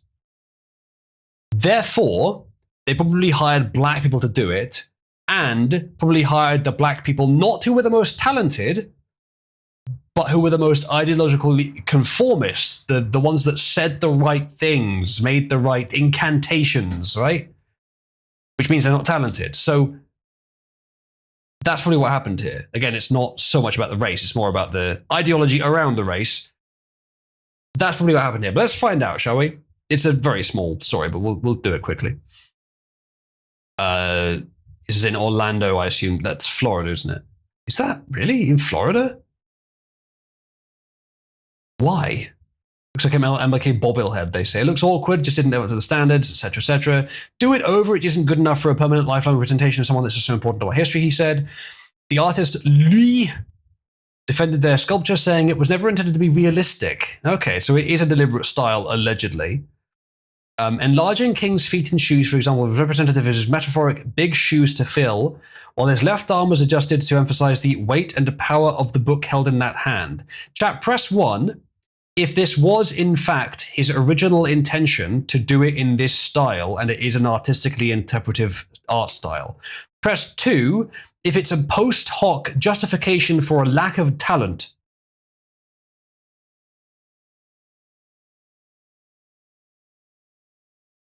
His head was enlarged to maintain visibility from multiple vantage points in the park and surrounding streets. Yeah, I think it's 2. I think it's 2. This is recognizable attempt at sculpting a human being. It could always be worse. Yeah, the turd. The embrace, is that what it's really called? The winter park all day and a day of that nonsense. True. Yeah, okay, that's the story. Ridiculous. Very silly. Anyway, next up. Appeals court throws out massive civil fraud penalty against Donald Trump. Do you remember a few months ago we were covering this before the election, I think? I think it was before the election, where Trump was going to have to pay $500 million. Now, I can't remember exactly which case this was. I think it was the one where he was accused of overvaluing Mar-a-Lago to secure a bank loan. But the reality is the bank didn't mind. He'd already paid it back. The bank wanted to do business with him again. And it's highly irregular for New York to act the way they did, but they clearly wanted, and it was this woman, I think, clearly just wanted him to be a federal convict. It wasn't even a federal crime. They upgraded it to that arbitrarily, and it's literally never been done before. It was crazy arbitrary. And the $500 million, roughly, fine has now been cancelled. Now, many people at the time, I believe, said it wouldn't hold up, said it would be overruled in appeal. But of course, it still happened. He was still convicted. So technically still a federal criminal, though it's not right. But yeah, it's been overturned. It happened, which is good news, but it shouldn't have ever happened in the first place, obviously. Ronald says, both deliberate style to make up for shitty skill. That's possible, yeah. That was civil, not criminal. Okay. It may not have been that one where it was a federal crime. I may have been confusing two there because there were so many around that time. They just wanted to get one.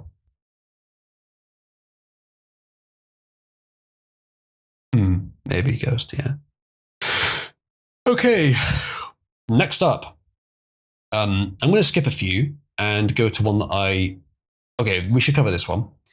PayPal is apparently suspending accounts permanently if they purchase any content on itch.io with their service, according to this Reddit post.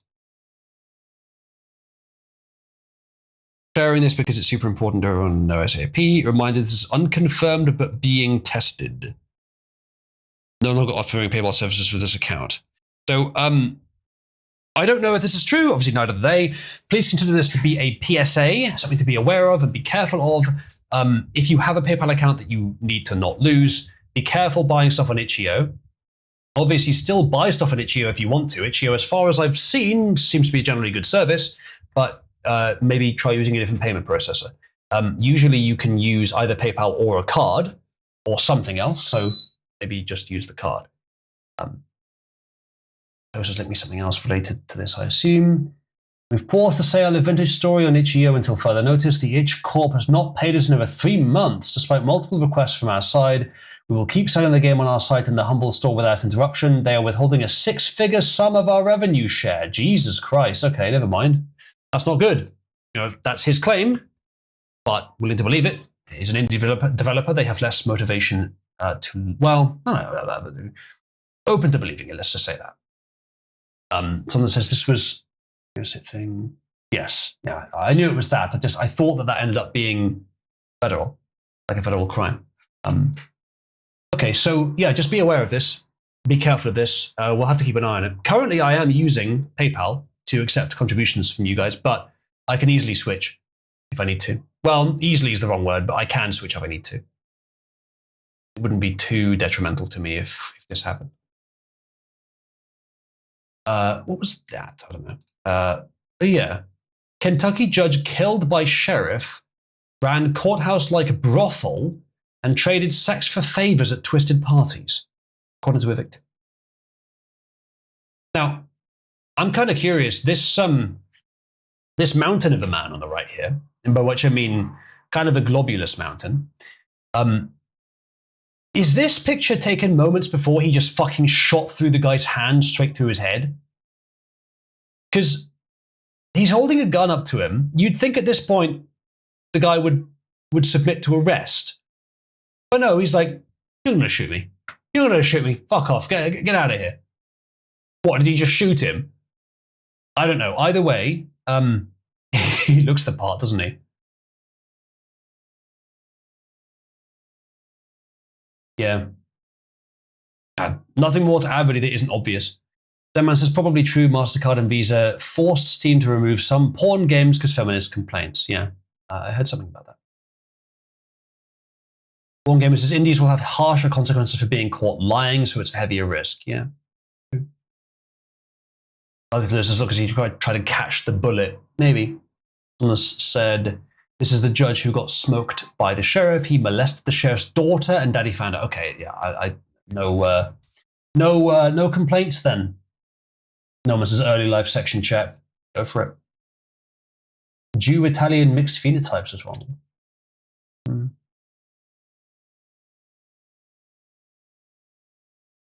Not good, eh? All right, well, let's move on. Don't have much more to add on that. What was this? Oh yeah, this was fucking crazy. Like, okay, so here's a couple. I'll let you try and figure out on your own which one's male and which one's female. It's genuinely difficult. But this guy on the right, apparently, complained on social media that ICE had abducted his wife. Well, that sucks for you. Maybe she shouldn't have been an illegal immigrant. And if she wasn't, I'm willing to believe that ICE will be careful and release her back if she genuinely wasn't. Okay, fair enough. Things have generally been going fairly well in that department. There's been a few conflicts, but generally Trump has also made the argument, no, we were right every time. Willing to believe him. Seems to be run fairly well. And they're getting rid of a lot of people, which is what you need. Actually, she wasn't abducted by ICE. He killed her. And covered it up using ICE as an excuse. It just seems like every time someone makes a complaint that ICE has done something wrong, it turns out they're the one that's done something wrong. Switcheroo, exactly, Spooner. I can't believe ICE forced this man to kill his wife. Well, at least you can't be deported anymore, eh? He fucking can.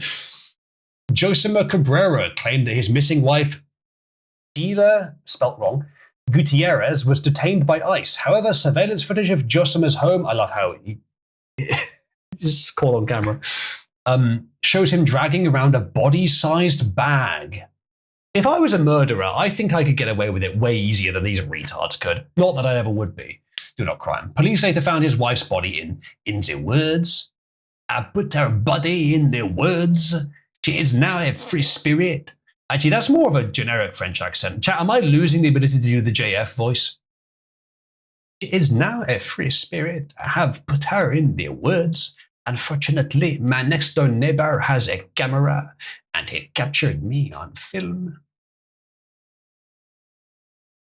Josima has since fled the country to Peru. Okay, where he was detained by local authorities. He is now in the process of being extradited to the US for prosecution. Deal harshly with this one. I just can keep getting away with it, yes.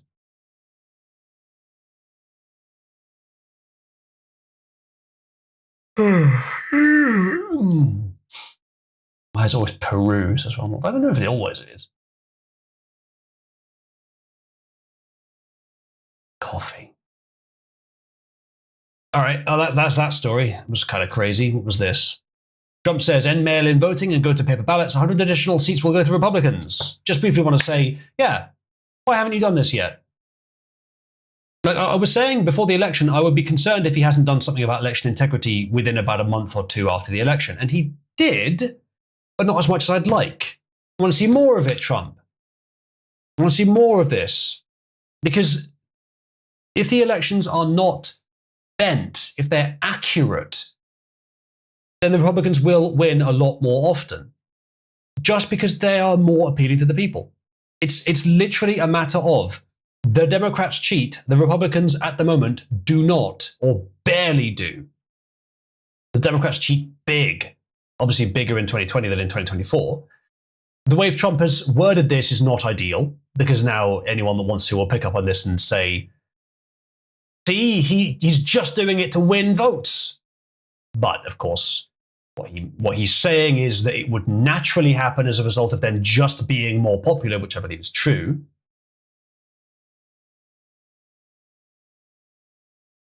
So probably you are losing the ability to do French accent because you cut your hair and now you are less gay. That could be it. Donald says doesn't particularly benefit Israel, so not a priority. That's a bit unfair, but not completely, unfortunately. Trump then says MSNBC is doing so poorly in the ratings that they are looking to change their name in order to get away from the stench of their fake news product. So much fun to watch their weak and ineffective owner, Concast, headed by dopey Brian Roberts, hopelessly and aimlessly flailing in the wind in an attempt to disassociate itself from the garbage that they created. MSNBC is a failure by any name, he says. Now, people have been saying that mainstream news organizations have been dying for years, and I think they have, but they somehow managed to stay afloat despite it. I'm curious if this is true that they're trying to change their name, because if they're trying to change their name, it could be an indication that it's reached a new stage of dying, or a new stage of regret, where MSNBC might be thinking, you know what, fuck it, we'll just change tune entirely. Or, more likely, they're just rebranding so people don't associate them with their past deeds. Let's see if it's true, shall we? MSNBC rebrand, the second rebrand of the day. MSNBC's rebrand to MS Now invites bemusement and ridicule. That's New York Times saying that as well. Yeah, so, okay. So they have, in fact, actually rebranded. The cable TV network's new name, MS Now, became the subject of mockery on social media soon after it was announced on Monday. I mean, it's slightly better than MSNBC. Oh, my source, News Opinion World. That's clever. Sucks, but it's clever. My source, yeah. Hopefully no one's. And as MSNBC announced on Monday that it was being renamed MS Now, some of the cable news network's biggest stars expressed their support. Looks very sporty, said someone. Strike flag, 5 capital letters. For our viewers who have watched us for decades, it may be hard to imagine this network by any other name. Gives us the freedom to chart our own path forward, and we're excited about where it's headed. Multiple sclerosis now. I mean, I don't think that's what they meant. But that's an interesting idea. Most surely no one watching MS Now. Very good. That's the kind of thing I'd expect to hear from Clarkson, actually. Yes, we did, Britwit. Is the network by any other name any less retarded? No. I don't really care, but this is, I mean, maybe they're doing it to try and course correct, but I doubt it. I doubt it. MSNBC is a 5-letter acronym. MS Now keeps the main identifiable part of it, but converts the remaining 3 letters into a word. MS Now is way easier to say than MSNBC. It's a bit more, well, maybe a bit less recognizable visually, but barely. It's a smart branding move. It's just a marketing thing, I expect. I don't think they're trying to cover up their past misdeeds, and I don't think they're trying to course correct. But maybe? So we'll have a look. We'll see, but I doubt we'll see any difference. Excuse me. Okay, our last stream for the day. Now for something a little lighter, a little more casual. I've swallowed something. Not like that, chap. A little more casual, light, easygoing, and fun. Streamer found dead in bed 10 days after 10 days of torture and sleep deprivation. What the fuck happened here? Let's see if we can find out. Now, chat, at many times during this article, I expect you're going to be tempted to say, hey, Uzlu, you should try this. A streamer known for taking part in extreme online challenges has been found dead. Raphael Graven, also known as Jean Pormanov, or JP, died following a live broadcast at his home in Contes, a village north of Nice, on Monday. That might be like Conte or something. The 46-year-old reportedly endured 10 days and nights of torture, including extreme physical violence and sleep deprivation beforehand. Why? People watching his final stream are said to have raised the alarm after seeing him lying motionless on a mattress and not responding to any of their messages. I mean, that sounds like sleep, to be honest, but whatever. French newspaper Le Monde, which means the world, I think, reported that Graven was known for taking part in videos depicting violence and humiliation. Oh, so he's a kinkist then. While he lay on the mattress, a man could be seen throwing a bottle of water at him. Well, that's very compassionate. Government Minister Clara Chapaz described the violence Graven suffered before his death as an absolute horror and said he had been humiliated for months as she announced a judicial investigation is now underway. I imagine it was all consensual. He just took it too far. Do you think, chat, this is a difficult question, an unpleasant question. Do you think he died ending happily? Do you think he was enjoying it that much? I think he might have been. Sarah L. Harry, the company's High Commissioner for Children, similarly said the streamer's death is horrifying in a post on X. She wrote, platforms have an immense responsibility in regulating online content. No. So that our children are not exposed to violent content. No, parents do. I call on parents to exercise the utmost vigilance. Well, that part's correct. Here's a picture of him. He's really fucking ugly. Graven's cause of death has yet to be determined and an autopsy will take place later. He had more than 1 million social media followers and was, well, 1 million people like to see a Frenchman being beaten and humiliated. I can see the argument. And was particularly popular on Kick, which is seen as having less stringent user terms than those of its rival, the better-known Twitch streaming service.